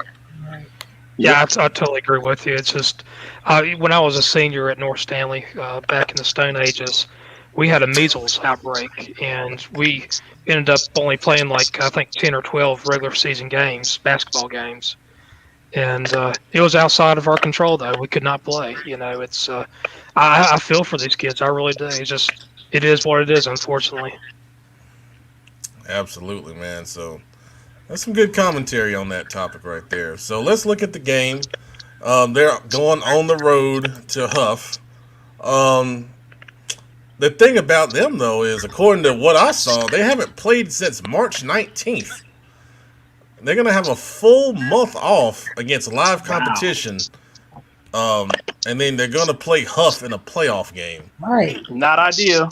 Nah, I wouldn't want to be Not at all. Month off. What I was kidding around with Coach Jenkins of Huff, obviously, a few weeks ago before the Vance game, and I said, Coach, why didn't y'all just take the last 2 weeks off and ensure that you didn't get any players hurt? And then as we were talking, I said, that makes great sense, except that you wouldn't be able to practice for those 2 weeks either.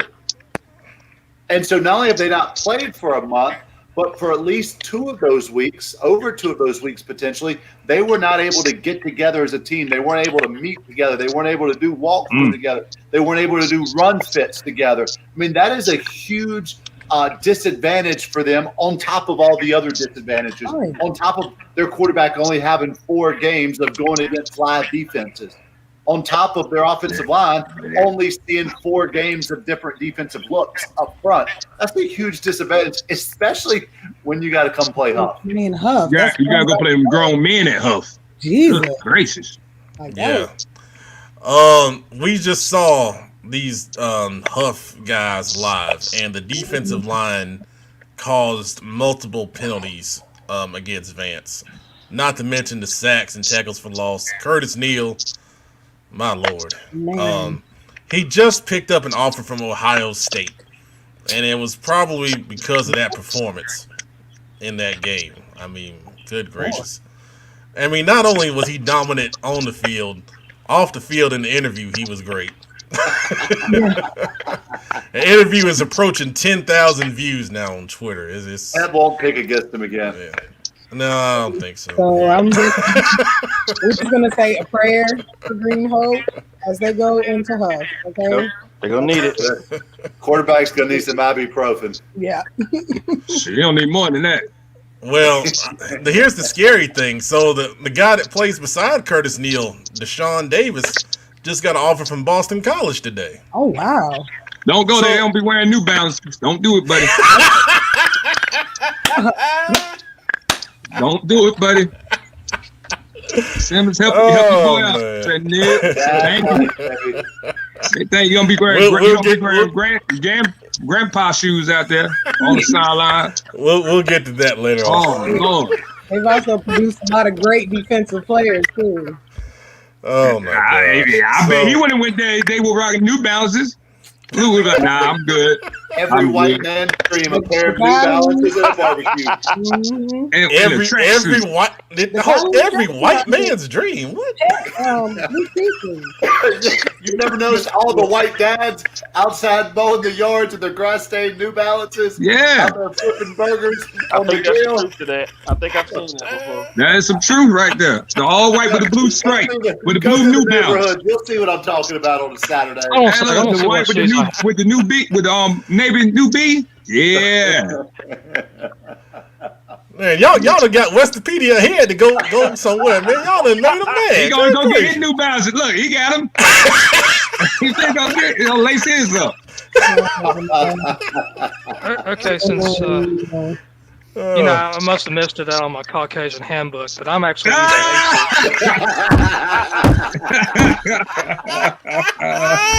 Oh man, you gotta go get the new B's, baby. Them French whites with the navy blue. Oh my God, not the Caucasian handbook. Oh boy. Yeah, I lost it a long time ago, guys. oh man. Well, we going off the rails, so whatever. All right. Hickory Ridge at Providence. So Illustrious, you're gonna be there, and then Justin's gonna be there as well. Yes, sir. What's your thoughts on this one, guys? I'm gonna be honest with you. this is a tough matchup for Providence. Hickory Ridge is a dangerous team. They're one of the most scary. They're a nasty team. When I was talking to Coach Ward before this came out, I said that's probably one team you don't really want to play. But one thing I know about Providence and them boys, I went over there, watched them practice, talked to them, told them I'd be there Friday because I know I had to come see them early because it's like when Big Brother comes, you know, you get all googly-eyed and you forget what you're doing. So I had to make sure they made the mistakes early.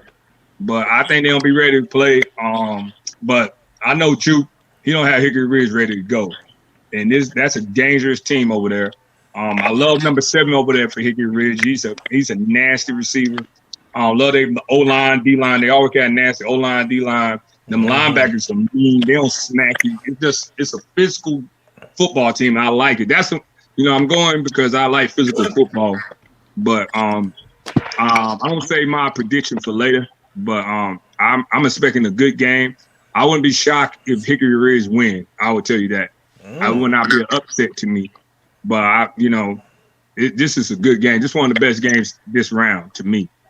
Absolutely, I totally agree with you, man. Yeah, Go ahead, Coach. All year long, I've been on the Harrisburg High School train. I love Coach Wilson and what he's doing over there. But here's my fear for Hickory Ridge, and that's their best win. And this isn't a knock versus other teams.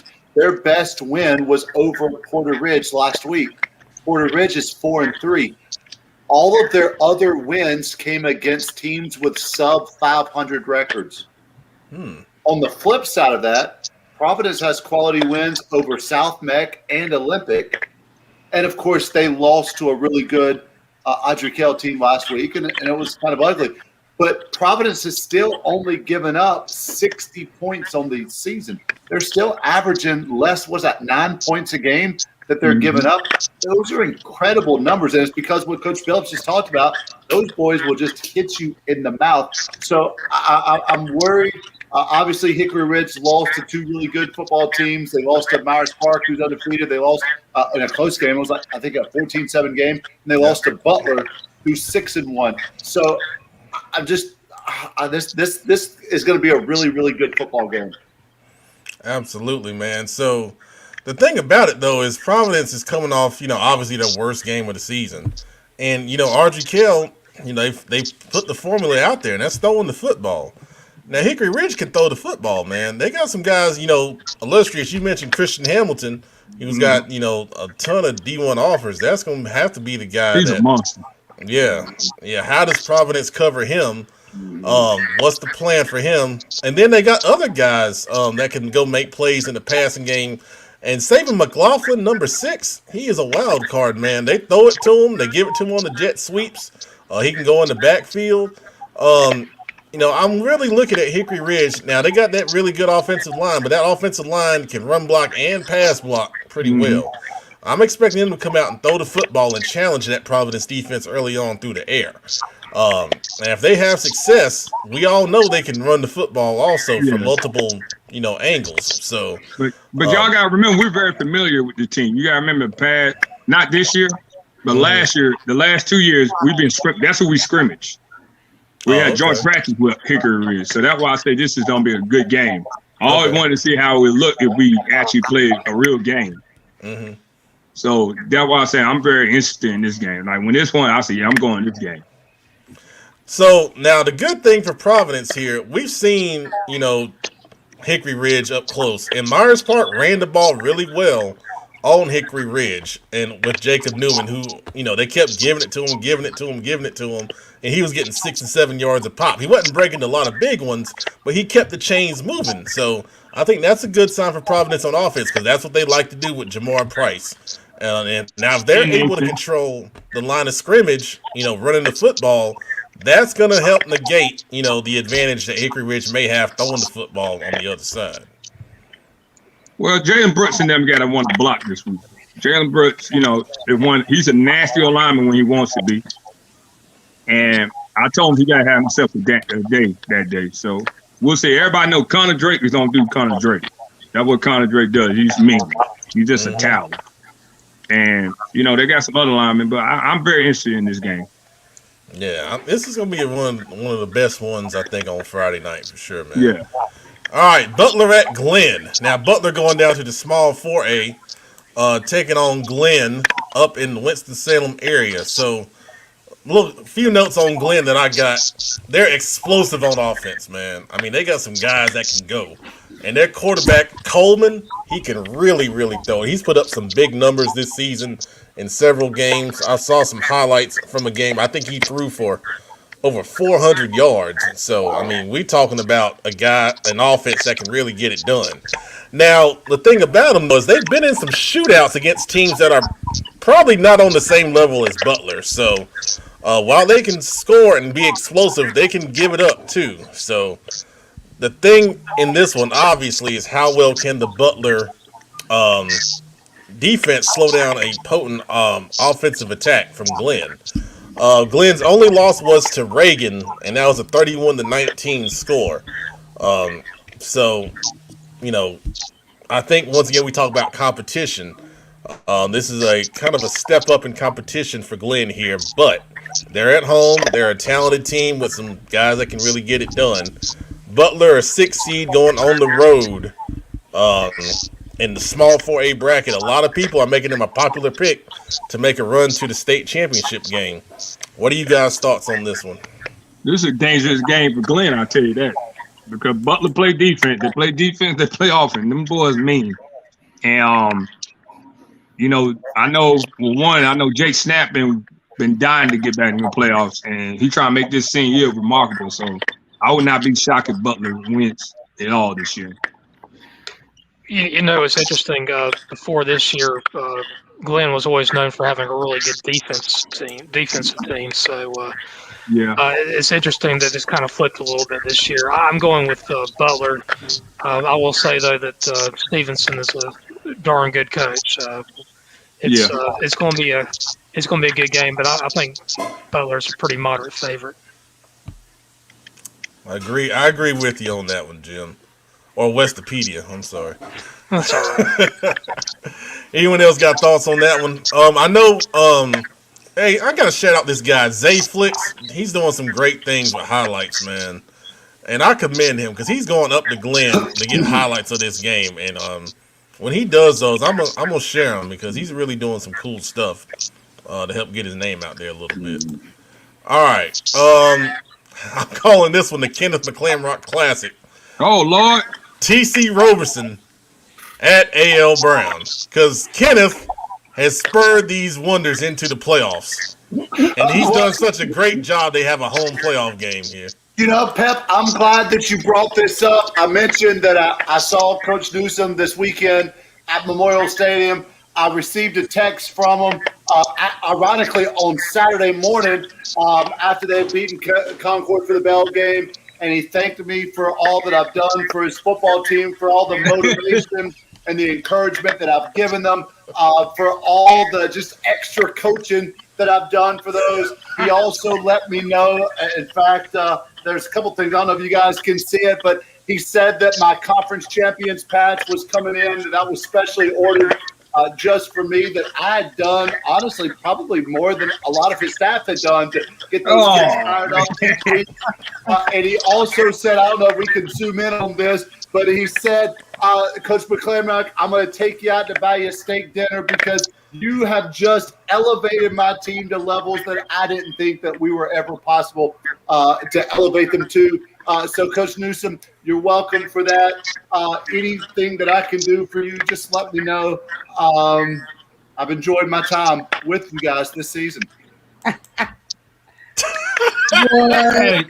please send him with an escort. Please send him down there with an escort. Hey, are you going to this game? No. You know, good job, yeah. Because, smart man. I don't know if you guys know this or not, but when you go into Kannapolis, there is a really good chance that you can be infected, not with COVID, Lord, with scabies. And so I've got to go there on Sundays for my boys' flag football game, and it takes a solid 2 hours in the steam bath, getting all of the nasty scrubbed off of you from Kannapolis. There's just something about the place. It smells awful. The women, they don't really shave their armpits the whole time. It's just a really, really weird place. There's no way that I could go there twice in a 3-day period. There's just no way. I would be out of work for a week. Oh my goodness! You can't go back. Don't go. Please don't go. Don't go. Stay away. Let's find a nice I-9 league here in Charlotte for your boys playing. Let's not go. Don't go. No. Hey, come on with the car. Don't do it. Hey, I'm gonna tell y'all. Consider. Let me tell y'all what just happened. So we were just at 60 viewers, right? So as soon as Kenneth started talking about scabies, we went down to 46. We lost all of Kannapolis that was watching. Oh my God! Let's go in the lab right now and make another video. God, dog, Kenneth. They didn't need to. Kannapolis went to Google to type in scabies to find out what scabies my God. And accidentally X'd out the show. Sorry about that. Oh my God. I can't wait to see what video they put out with his sound. Bear, I try to tell him relax. Bear, I try to tell him relax. Look at him. Don't go to that game. Kenneth McClamrock's statements do not represent all of CFI's Football Focus Weekly, and I'm just saying this as a disclaimer. He speaks for his own self. He's his own man, and CFI does not condone everything that he says, but we will support him in his efforts. Thank you very much. And we will get him security. We'll have an escort for him. We're going to find Ray and JJ, and they don't ride with him. Because y'all are not going to anoint Kenneth McClamrock. Y'all would not baptize my brother. He doesn't want to go watch the kids play. So if you go ahead, let it be known that I've got Kannapolis winning big in this game. You better let them know. You better let them know. Say they got scabies like it's the 40s. Yeah. God, yo, boy. There was one good thing about Kannapolis for a long, long, long time, and Westopedia will know what I'm talking about. And it was McCabe's. And McCabe shut down a decade ago. That's all. And that's when you left. That's when it just poured on for you, huh? I think what was the score again? Was it Wanderers 28, Spiders 0? I can't remember. That sounds accurate. It sounds accurate over there. Ironically, the same score as Central Cabarrus at A.L. Brown last year. Oh my God! What is going on? Oh, good Lord! What is going on? Oh, okay. Oh my goodness! So on the field, oh my goodness! Go to another stage. This is a 4-seed A.L. Brown versus 5-seed TC Roberson. Now TC Roberson is not the typical Mountain team. They are a spread team, and they are throwing the heck out of the football. And they got some talented guys that can go catch it. Now we've seen A.L. Brown have trouble against the pass, this season. So realistically, all jokes aside, this is a hell of a toss-up game right here. It could go either way. This is a return of last year's playoff game versus Kannapolis and TC Robinson. I think that final score was like 56-55 Wonders. And right now it looks like TC Robinson has given up over 200 points already this season. They're one of the few playoff teams that have given up that many points. They have quality wins over Asheville, who's 5-2, North Henderson, and then last week they beat Watauga, who's 5-1. So TC Robinson, they've got good wins. Their only loss was to AC Reynolds, who's 6-1. That's a good football team. But A.L. Brown, they're outscoring teams 234-107. They've got a quality win over J.M. Robinson. Obviously, it's kind of like Kicker Ridge. The other fear that I have for A.L. Brown is that the rest of their teams, the rest of their wins were against teams below 500. When West Cabarrus opened up, it really impacted 5 schools: Northwest Cabarrus, Hickory Ridge, Central Cabarrus, and Northwest all lost players to the new school. So that's 5 schools that were impacted. But it'll be a good game. But I think A.L. Brown pulls it out. Okay. That was nice, Kenneth. That was nice. TC Robertson has more speed than most of the Mountain teams do, so it's going to be a good game. I'll take the Wonders too, but it's going to be close. All right, good stuff, man. I'm All glad right. you're not going that game. Yeah, after that, you pretty much just kind of burned down Kannapolis and then swept it up at the end right there. That was real nice of you. All right. Asheville at Weddington. I don't think we to go to Kannapolis now. I think, Weddington is, probably the best team in that bracket. I like them over Asheville here. Asheville coming off the mountain. And to your point, they're 5-2. They've had a good season, but, Weddington is a whole different animal. Anyone got anything to add for that? Nah. All right. Monroe at Statesville. I think this is going to be a great... You terrible.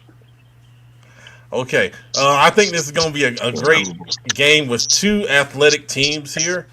I kind of like, honestly, I like Monroe to maybe pull an upset here. I mean, that's just my feeling on this.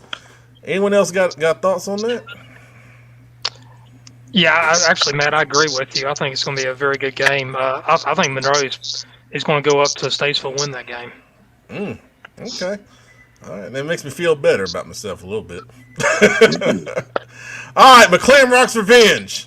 It's ironic that you talk all this stuff about Kings Mountain, and now your boys got to go defend your honor. Remember, it's McLaren Rock's plural revenge. Johnny, they knocked me out of the semifinals in 1998, but they defeated my brother in the state championship in 2002 in wrestling. Go Bulldogs. That's all I'm going to say on that one. This is deep rooted. That's deep rooted. God. Well, we'll see if your boy D-Rob can defend your honor and, go and make up for those things from 20 years ago, man. That's tough task right here with J.M. Robinson going to Kings Mountain. Joe, what's your thoughts here? J.M. Robinson's going to have to bring the big boy pants in the trenches. That's where Kings Mountain's bread is buttered. They're great on both lines of scrimmage. Javari Rice Wilson has 19 sacks, gets after the quarterback. He can play the run well, and then you have Day Wilson running downhill linebacker. So they're going to have to block, and they're going to also have to hold and bow up and win on defense because Crest only ran 10 offensive plays in the second half last week. 10. Wow. So and that was just a complete whitewash. J.M. Robinson's they're gonna have to match their physicality. All right. Good points right there, man. Crest at Charlotte Catholic. Now, Joe, I remember we were talking, you said Crest is not gonna be at full strength here. No, and again, they haven't been at full strength for the past several weeks either. The biggest thing is DJ Fuller, their starting quarterback. He's out for the season with a knee injury. Oh, wow. So that's exactly what Kings Mountain was able to kind of hone in on. All eyes on TJ Rowe.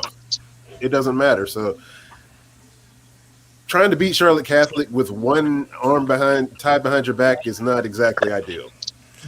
No. I mean, can they throw the ball at all here?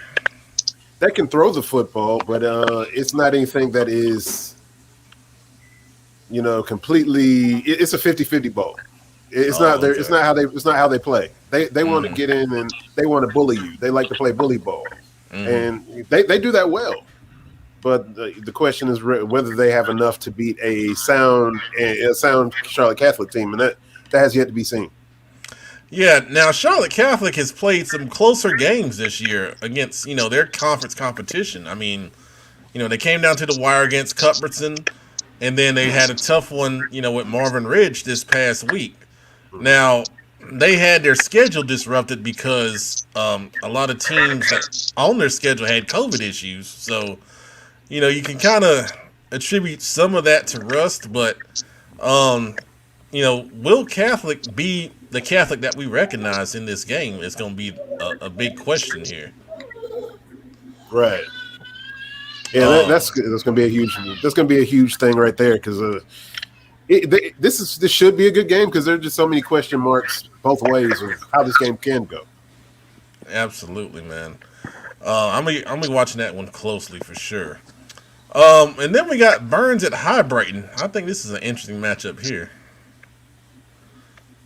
Yeah, Burns beat High Brighton in the 2019 playoffs. So, Oh, really? Oh, wow. Yeah, Okay. actually, Kewan Pryor went off in that ball game. I can't remember all of his statistics or anything like that. You probably hear my kid in the background doesn't want to go to sleep, but yeah, she's fighting it right now. But, Oh my goodness! Fight, baby, fight, fight! But yeah, this is going to be a real clash of styles. Of course, Burns likes to be more balanced. High Brighton, they're gonna play more of that option attack and try to get the ball out in space. So really, this one can go either way as well. Yeah, I kind of like, I like Burns and Coach Devine, and we've got two of his players on the Queen City Senior Bowl I think are studs. And we're going to talk about that. If you're tuning in for that, we're going to get to that here in just a second, so just hang tight. Not just a second, no 30 minutes, probably. No, it will not be. Kenneth, Mount Pleasant hosting West Lincoln. What's your thoughts there? Mount Pleasant is a really, really good 2A football team. They've got a great quarterback. They've got great receivers. Their defense swarms to the ball. Really, they've got good athleticism up front. I have not seen West Lincoln, obviously, in film, but I've talked to some of my buddies over at Mount Pleasant.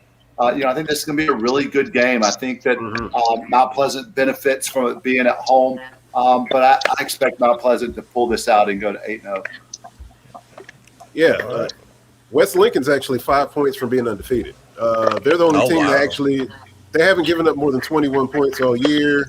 They know how to control. They know how to control a football game, and they're the only team that has really kind of held Maiden in check. All right, sounds like we're gonna have a heck of a matchup right there. Kenneth, where are you going this week? Are you going anywhere? I wanted to go to the Providence Hickory Ridge game, but I've got a little nephew having his birthday party, so I'll be going trampoline with him. All right. Well, we got Justin. I'm from Kannapolis, people. All right, Walkertown at Shelby. Joe, do you know anything about Walkertown? Very little. Great answer. Great answer. I just know that they're 5-0 and they're coming up. They're coming up to Shelby and Shelby better be prepared. Yeah. Okay. Well, now their quarterback, is he out for the season? Shelby's quarterback. No, Gabe is actually back. He came back and played a little bit in their loss to South Point. Oh, okay. But, so he should be. I'm not gonna say full strength, but he'll definitely be well rested after 2 weeks off. Okay, good deal. That's good. And then Omar Phillips, we got on the Queen City Senior Bowl, man. That kid, man, he can go. I was really impressed, with his film and what he shows and his abilities to run the football. Really, really talented kid. All right, Coach Trotter, I know you're watching. Coach Trotter. Mount Airy at Pine Lake. Now, seeing some things about Mount Airy, they feel very confident up in Mount Airy in this game. They feel like, Pine Lake is, kind of a paper champion. And Whoa, don't talk about Pine Lake like that. Hold up now. Hey, we talking to the Mount Airy people. This is what I saw. Because I was told there were some things posted in certain places, so I went and saw those certain things. And Mount Airy is very confident here, and I can assure you that Coach Charter is probably posting these same things in that Pine Lake locker room. Oh my God, take champs. Hey, it's not cool, man. It's not cool. So, if Mount Airy comes in here overconfident, hey, it might be a short playoff visit for him, I don't know if Mount Airy's at full strength either. Oh, what's up with them? I'm not exactly sure who all is out, but I've heard that there's a couple injuries, some important injuries that might prevent them from excelling. It's going to be a good game, Pine Lake Prep versus Mount Airy anyway, but, I picked a community school last week. I might have to go with with Pine Lake in this game. I don't think it'd be an upset either. All right, so Providence is on the bus. So what we gonna say? We jumping in the lake with Pine Lake? Is that what we're gonna say? You can say that. I'm not gonna say that. Coach Trotter, I need a nice little saying for y'all, man. Give me something. Go say it. Jump. Skip the stone with Pine Lake. There you go. That's New Balance energy right there. I like that. No, I use ASICs, man. ASICs, my fault. ASICs energy. ASICs energy. There we go. You'll find that on page 2 of the Caucasian Handbook. All right. I don't know, man. That shit may not have been existing when that thing was written. So Jim said he like his feet to be comfortable. ASICs, way to go. Man, if you got a wide foot, wear ASICs. I have a big, ugly, fat foot. Told you. Hey! What I tell you? For the military. I told you he was watching. I told you he was watching. You better hang him up on the Trotter. Man. I don't like that. Y'all, they've been disrespecting my guys at Pine Lake all year. Yeah, I don't like man, that. That ain't cool. I don't like that. All right, so I got to shout out Christ the King, man. I mean, and I said it on Friday night, or I said it on the playoff bracket show on Saturday. These guys get in the playoffs after, having so many years of just tough games, getting beat up and blown out. These guys got in the playoffs, and now they got to go to Mitchell. Does anyone have any idea on this game? Yeah, I do. Mitchell? I think. Go ahead, Westpedia. I think Christ the King is going to look like a one-legged man in a butt-kicking contest. Yeah, that's it's just because Mitchell's just so darn good. I mean, Mitchell's just incredible. Good Lord, Jim. That's a tough place to play. Nah, he ain't lying. That's a tough place to play. I saw Mitchell whoop up on Mountain Island Charter one year, like 2 years ago. Mitchell's good. They're a machine. They are. Way to let them down gently. I know, right? They're a machine. That's not me being. That's a machine. It is. Like you go watch Mitchell play. That's a machine. Them some hard-nosed mountain boys right there. So, are they a typical mountain team? They've got more speed in the mountain. Yeah. Okay. Mountain team. They got more depth too for a 1A program. Yeah. All right. Well, the good thing about the playoffs is when you go on the road, you have a nice day, you have a nice experience, and Oh, don't say that. Let's just go. Well, I'm just saying in general. I said this on the playoff bracket show. I mean, it's great to go on the road in the playoffs. And I'm glad that those guys, earned that opportunity, man. That's awesome. Absolutely. All right, Thomas Jefferson at Murphy. Joe, I think this has the chance to be a hell of a game right here. Yeah, and of course, Thomas Jefferson lost two different. They're undefeated going on the road in the first round of the playoffs.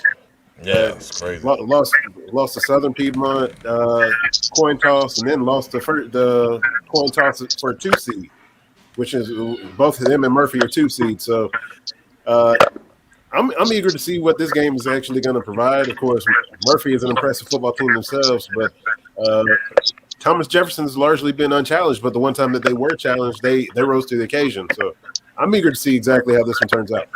Yeah, me too. One of the things that I was saying was the South Piedmont seems to just go up to Murphy and die almost every year, man. It's just they can't get past that hump.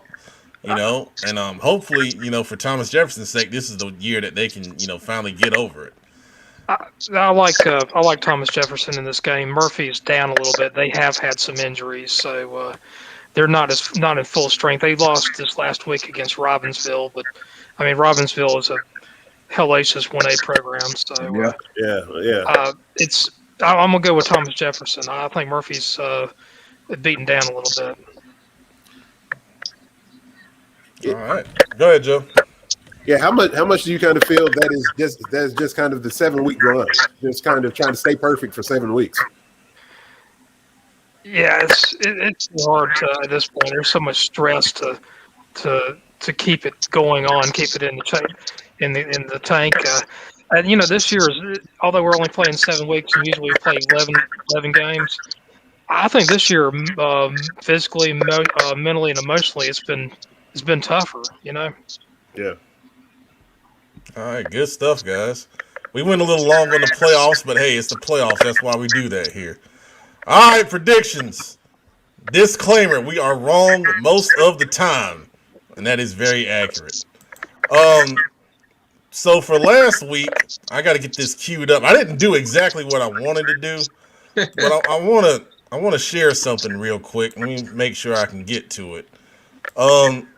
We all said that we deserve some slime, so I found some video of us as young people when we got slimed back in the day.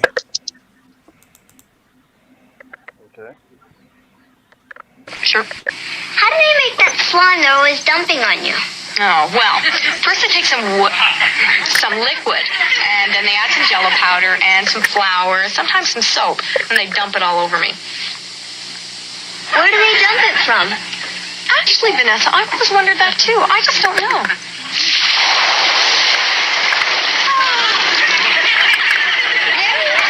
Is it always green? Well, yeah, it usually is, but I guess it could be red.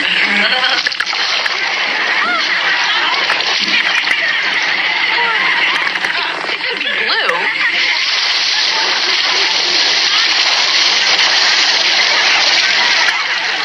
Or yellow.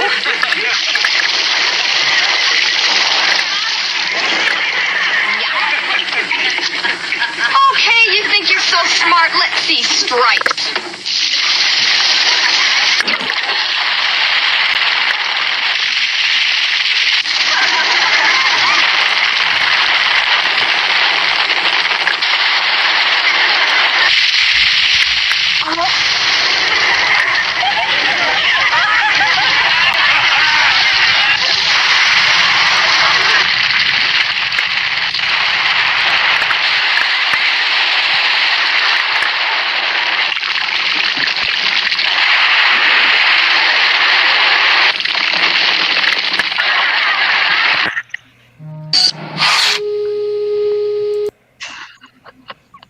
All right. You can't do this on television. Ah! They should You say, win the prize. Yes, sir. They say, Hey, I don't know. Yes, sir. Every time. If you say So that water, was get water. I remember that. that was a look at a young Kenneth McClamrock in Westopedia getting slimed. I was about to say, as because there was no young Brandon Bills out there. Because I ain't seen one of them. I don't think you saw you is, Joe. I was like, well, we didn't get slimed. Sharif, Brandon, Joe, we didn't get slimed. I just thought, hey, we good. Hey. I think in the early '80s, Nickelodeon wasn't integrated, so Yeah. Oh, yeah. Back of the bus. Back of the bus. I hate food. all right. Rapid fire. Hickory Ridge of Providence, Westopedia. All right, my crystal ball is not working really well, so I'm gonna have to get some crystal here today. Looking at it, Hickory Ridge. Queen. Hickory Ridge. Illustrious. You already know I got to ride with my boys at Providence. Engine. Providence. Joe. Cowboy. Providence. Producer. AAA has arrived. I'm going Providence. Well, I'm gonna tell you this, man. I think my bus stop finally came up, and I got to get off, man. I'm going with Hickory Ridge. I'm sorry. Olympic at Panther Creek, Westopedia. Olympic. Queen. Olympic.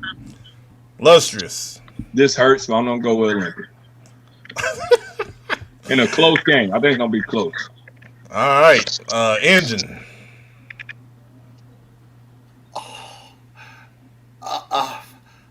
Panther Creek. Oh, Joe. Olympic. Producer. Olympic. I am going with the Trojans as well. I think their run game is going to help against that Panther Creek attack. All right. TC Roberson at A.L. Brown, Westopedia. A.L. Brown. Queen. I'm going L. Brown. Lustrous. I'm going L. Brown because of what Kenneth said about him. Yeah. I don't want no smoke. The Little Wonders. Oh, my goodness. Oh, Joe. A.L. Brown. Producer, A.L. Brown. give me T.C. Roberson. Let's go, T.C. Roberson. Oh, you and Kenneth can't go to Kannapolis. Hey, y'all can put me on the video too. That's okay. I can make the video too. All right. Oh my goodness. Okay. Here we go. Finally, Chris, that Charlotte Catholic, Westpedia. It's going to be an ugly game, but I'm going to play Catholic. Queen, I'm going Catholic. Lustrous, I'm going Catholic. Engine, The Pope's boys. Joe. I'm going Crest. Oh, okay. Producer. People, Josh. Charlotte Catholic. All right, now there have been some great first round games of Catholic in the past. I think this will be one of them. But I got to ride with Charlotte Catholic as well. I can't bet against them this year. They always find a way. Uh-huh. Only one thing y'all got to deal with Cleveland County folks. That was a smart pick for you, Joe. Smart pick. Smart pick. All right, good stuff, man. All right. Game. Now, I'm going to pull everybody back for a minute because we're going to talk about the Queen City Senior Bowl. Oh, Lord. Enjoy that. Yeah, all right. Yep. All right, so as many of you know, we selected the rosters for the Queen City Senior Bowl and announced those yesterday. And I want to let me get my banner up here real quick. So y'all know what I'm talking about. So I want to congratulate the 80 kids that were selected for the game. The process of selecting these kids was very difficult. Over 250 kids applied, and when the kids applied, they put their highlights in there, and the selection process, all the highlights were reviewed by a collection of myself, executive committee, coaches, and then some tough decisions were made. It's hard when you bring in extra counties that we did. Brought in Gaston County, Union County, Cabarrus County, and Cleveland County. So you're adding 4 counties that all play really good football, and they all have really talented players. And the rosters were the same. We had 80 kids in the first year, same roster size, 80 kids. This year, 40 on the East, 40 on the West. Both sides, East and West, represented over 30 schools. So you start looking at that perspective, it's hard to get, every talented kid on the roster. I mean, it just turns into a numbers game. You can't fit everyone on there. But I will say this, the kids that didn't make this game were all very deserving. There's a lot of talent in places that you may not recognize it. A lot of people, know what's on their teams, and rightfully so. Coaches know, the kids know, and some kids that go against, each other in games or 7-on-7 or work out together with their friends. Yeah, we get it. There's a lot of talent out here, and we knew coming into this that, every talented kid couldn't make it. There just wasn't room on the roster. The first year, it wasn't as many, I guess, complaints or messages or questions about the process because you had 80 kids all from one county. You pretty much, there were a couple, that probably, should have made it. But this year, I told somebody today, there could have been another 40-man team put together with the kids that did not make this game. And, it hurts me, because y'all know how I feel about promoting kids. And I feel like, every kid should get a fair shot at, getting the accolades and the exposure and, the award, that this being in this game is. And, I was up till 2 a.m. last night, just kind of, going through. I got all these messages and, you know, trying to respond to everybody because that's the kind of person I am. I don't want leaving people hanging and not giving them a fair response, to the questions and to the process and you know why this person made it, why didn't my son make it. Um, there are a lot of people that I've promoted, that we have promoted, through interviews. We've promoted them at camps, we promote them at showcases. Um, that we personally have talked with on camera, off camera, at games, so forth and so on, that are not in this game. And the main thing that I want to stress here is that this opportunity is only one opportunity. You guys, and I'm talking to the kids here, you guys have your whole future ahead of you. You know, you have a chance to go out and do special things in your career, in your life, so forth and so on. So, one of the things I told a kid yesterday that was really upset, um, and I told him, man, look, if this was up to me, and if it was just me, the team would look different. I'll tell you that right now. But that's not how we do this thing, and it wouldn't be fair. That would not be fair for one person to decide who gets in an all-star game. It's a collaborative effort, between, me, executive committee, coaches, um, and that's the fair way to do it, and that's why I like to be involved in the process because I'm all about fairness. Saw comments out there about certain kids coming from certain teams. One of the things I've always said is there's talent on every team, in this Charlotte metro area. And just because you don't see that talent doesn't mean it's not real, you know. And I'll come out and say I'll stand up for every kid that's on this team, and I'll stand up for kids that didn't make it on the team. Because this is not a determination on if this kid is better than this kid. That's not what this is about. This is about trying to represent the entire area through a fair spectrum. That's what this game is about. Recognizing talented kids across the entire area. The decision was made to expand the game. You have to try and represent the area that this game represents. And that's, the Charlotte metro area with these additional counties. So my point, once again, to any kid out here that needs anything, I don't care what it is. We've talked to college coaches, we've showcased kids. There's a lot of things that go on behind the scenes that people aren't aware of, pointing, kids to coaches or coaches to kids, helping get them offers, giving them opportunities to play on the next level. None of that changes because you didn't make this game. Let's keep that perspective, okay? I know of deserving kids that didn't get in this game. Some that I advocated for, but they didn't make it in the group selection process.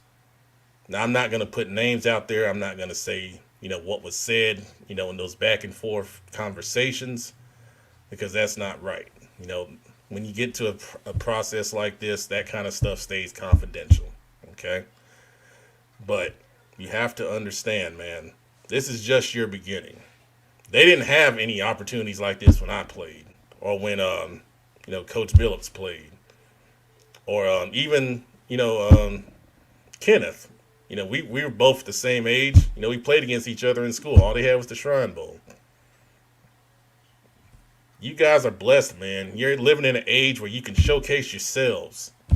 Okay? You can put your highlights out there. It's a lot easier for you, man. Back when we played, I know I'm sounding old now, but back when we played, man, it was hard to just cut up a VHS tape of your highlights and try to mail it to somebody. So take advantage of what's in front of you, man. Some of you guys are going to play in college. Keep your eye on the big picture, okay? And you never know what can happen. You never know what opportunities are coming to you. So remember that when you get on social media, you saw Coach Cook earlier talking about how important social media is for players and coaches. Be smart, man. Be smart. Don't blow your opportunity by saying or doing something that can look bad on you in the future just because you didn't get what you want in this instant. Okay? That's what I'm going to say to that. All right. I just feel like I needed to say that. Now, you guys have seen the rosters. If you hadn't seen the rosters, let's get the rosters on the screen in case you haven't seen them. I thought I had them pulled up here. Yeah, here we go. Okay.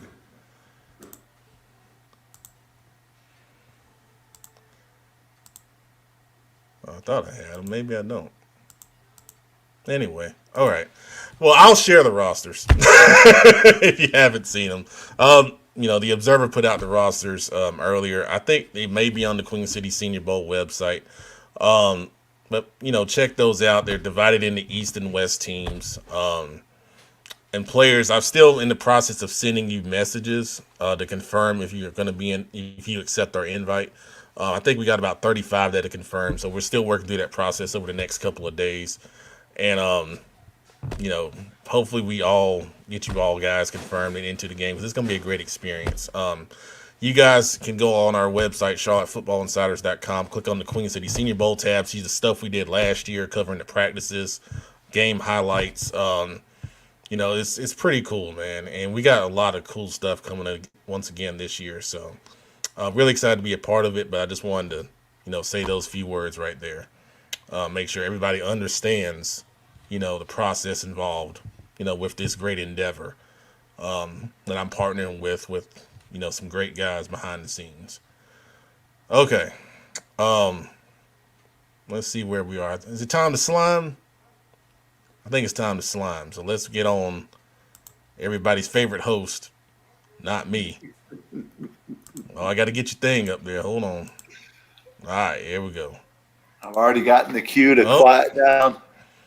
Pep is 9:48. I've been told to be quiet, so I've got my indoor level voice in.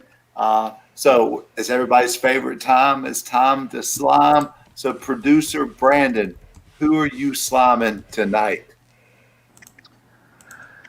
Unfortunately, I got to slime the lady at Chipotle that makes the online orders. She messed up on my burrito, didn't make it right, and she got to pay for that. I mean, I see that.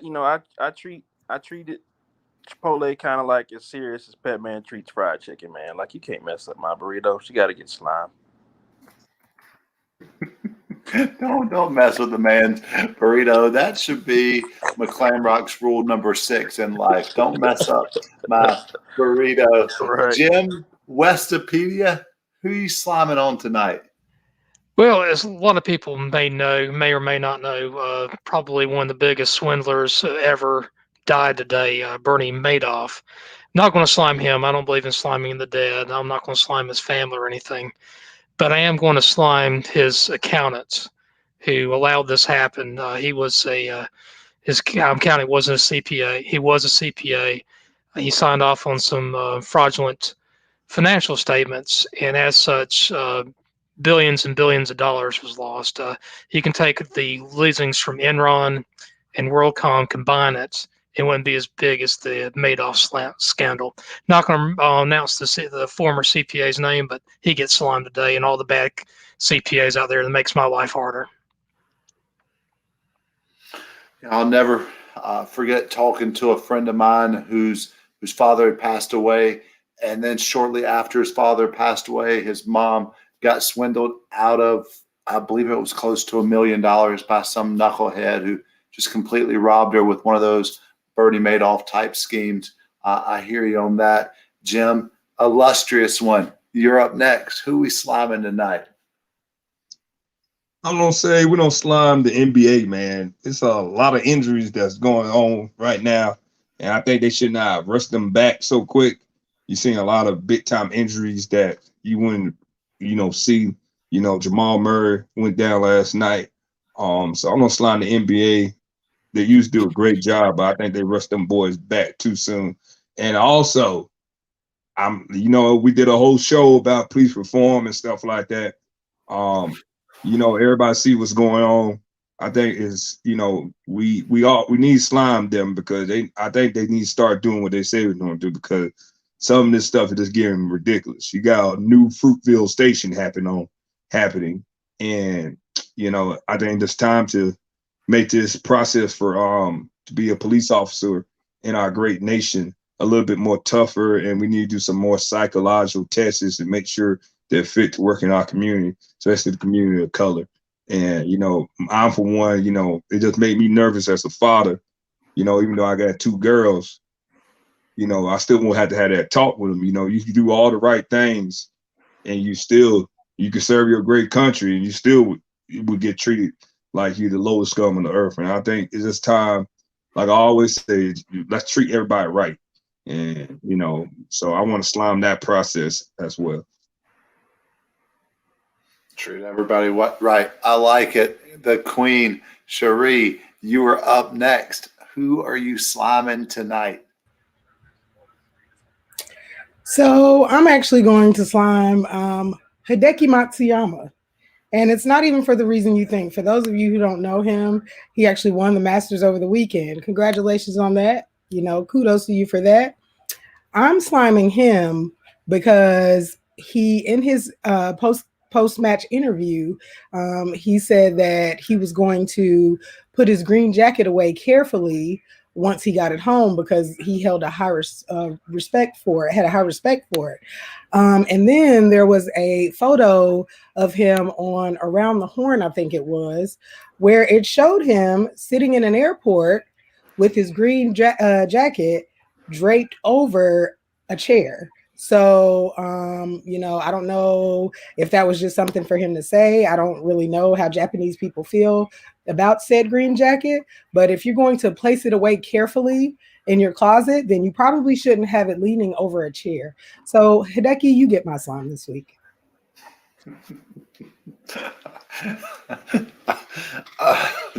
I have no idea what you're talking about. Let's see.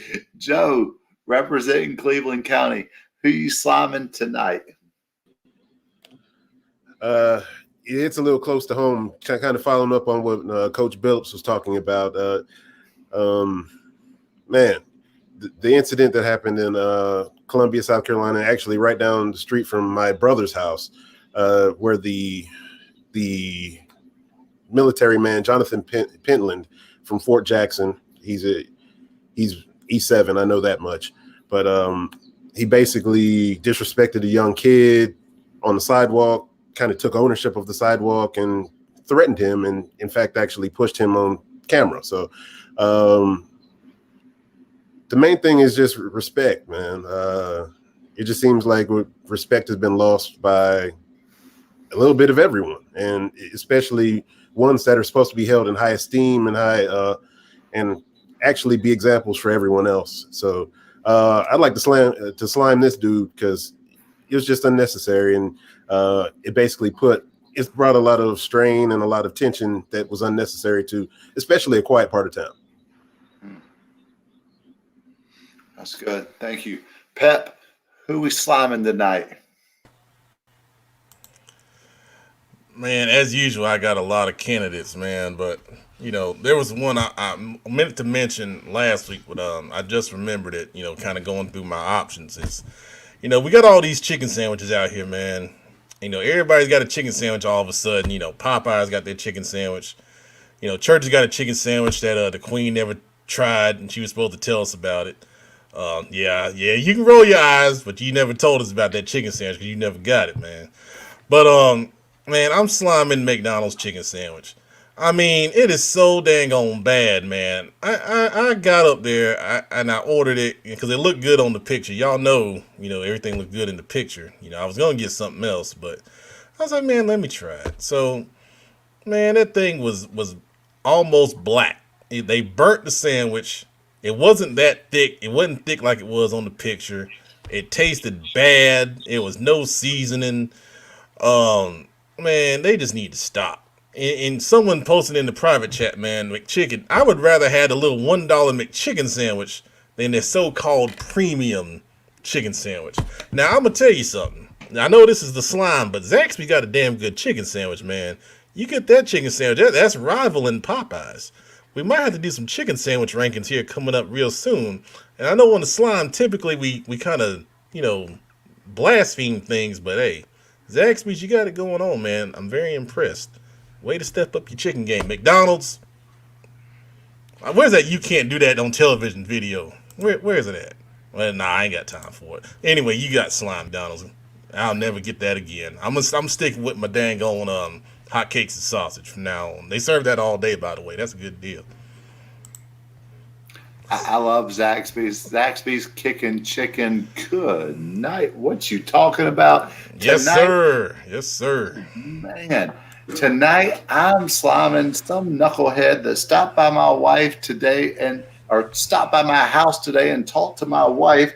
His name is Michael, and Michael came from True Green Lawn Care. And this is what this knucklehead said. He knocked on my wife's door and he said, "Hey, I noticed you got a yard full of weeds and full of clovers, and I noticed that it might be time to put down some pre-emergent and some fertilization, and you might need," these are all things he checked, "and you might need some weed control, and you might need some tree and shrub care, and you might need some mosquito defense." Let me tell you something, Michael from True Green, knucklehead itself. Number one, I put down pre-emergent this weekend. Thank you very much. It's been 4 days. Number two, I also put down some fertilizer. Number three, I just planted a whole bunch of shrubs over the past 3 weeks in my front yard, and they don't need trimming yet. And number four, Acme Pest Control, thank you very much, just came out on Friday and sprayed my yard for mosquitoes. So, Michael from True Green, let me tell you something. My yard was nothing but a bunch of dirt 2 years ago when I moved into this house. And now there might be a little bit of weeds in it. There might be a little bit of crabgrass in it. There might be a little bit more clovers than I want it to be. They'll be gone next weekend, by the way. But let me tell you, my yard is green and lush and beautiful. And sometimes I just go lay down in the front yard and roll around in it. Why? Because I like for the green grass to be tickling up on my ears. So, Michael from True Green, you've been slime, you sorry knucklehead itself.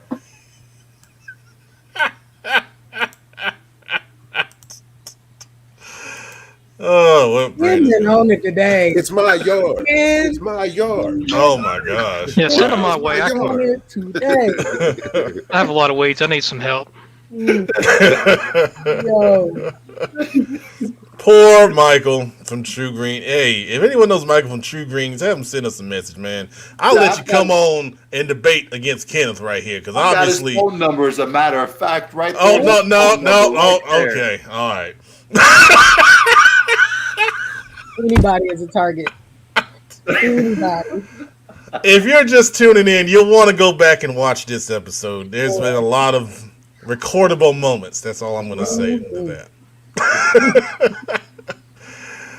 On behalf of all the Football Focus Weekly family, I want to wish you a good night. Good luck to all the teams in the playoffs this Friday night. If you see us, say hello. Good luck. I was going to say something else, but I'm going to leave it alone. Pray for Kenneth. Yeah. If he goes anywhere near Kannapolis, man, y'all let me know, man. I gotta come up. All right. Good night, everybody. Hope you enjoyed the show.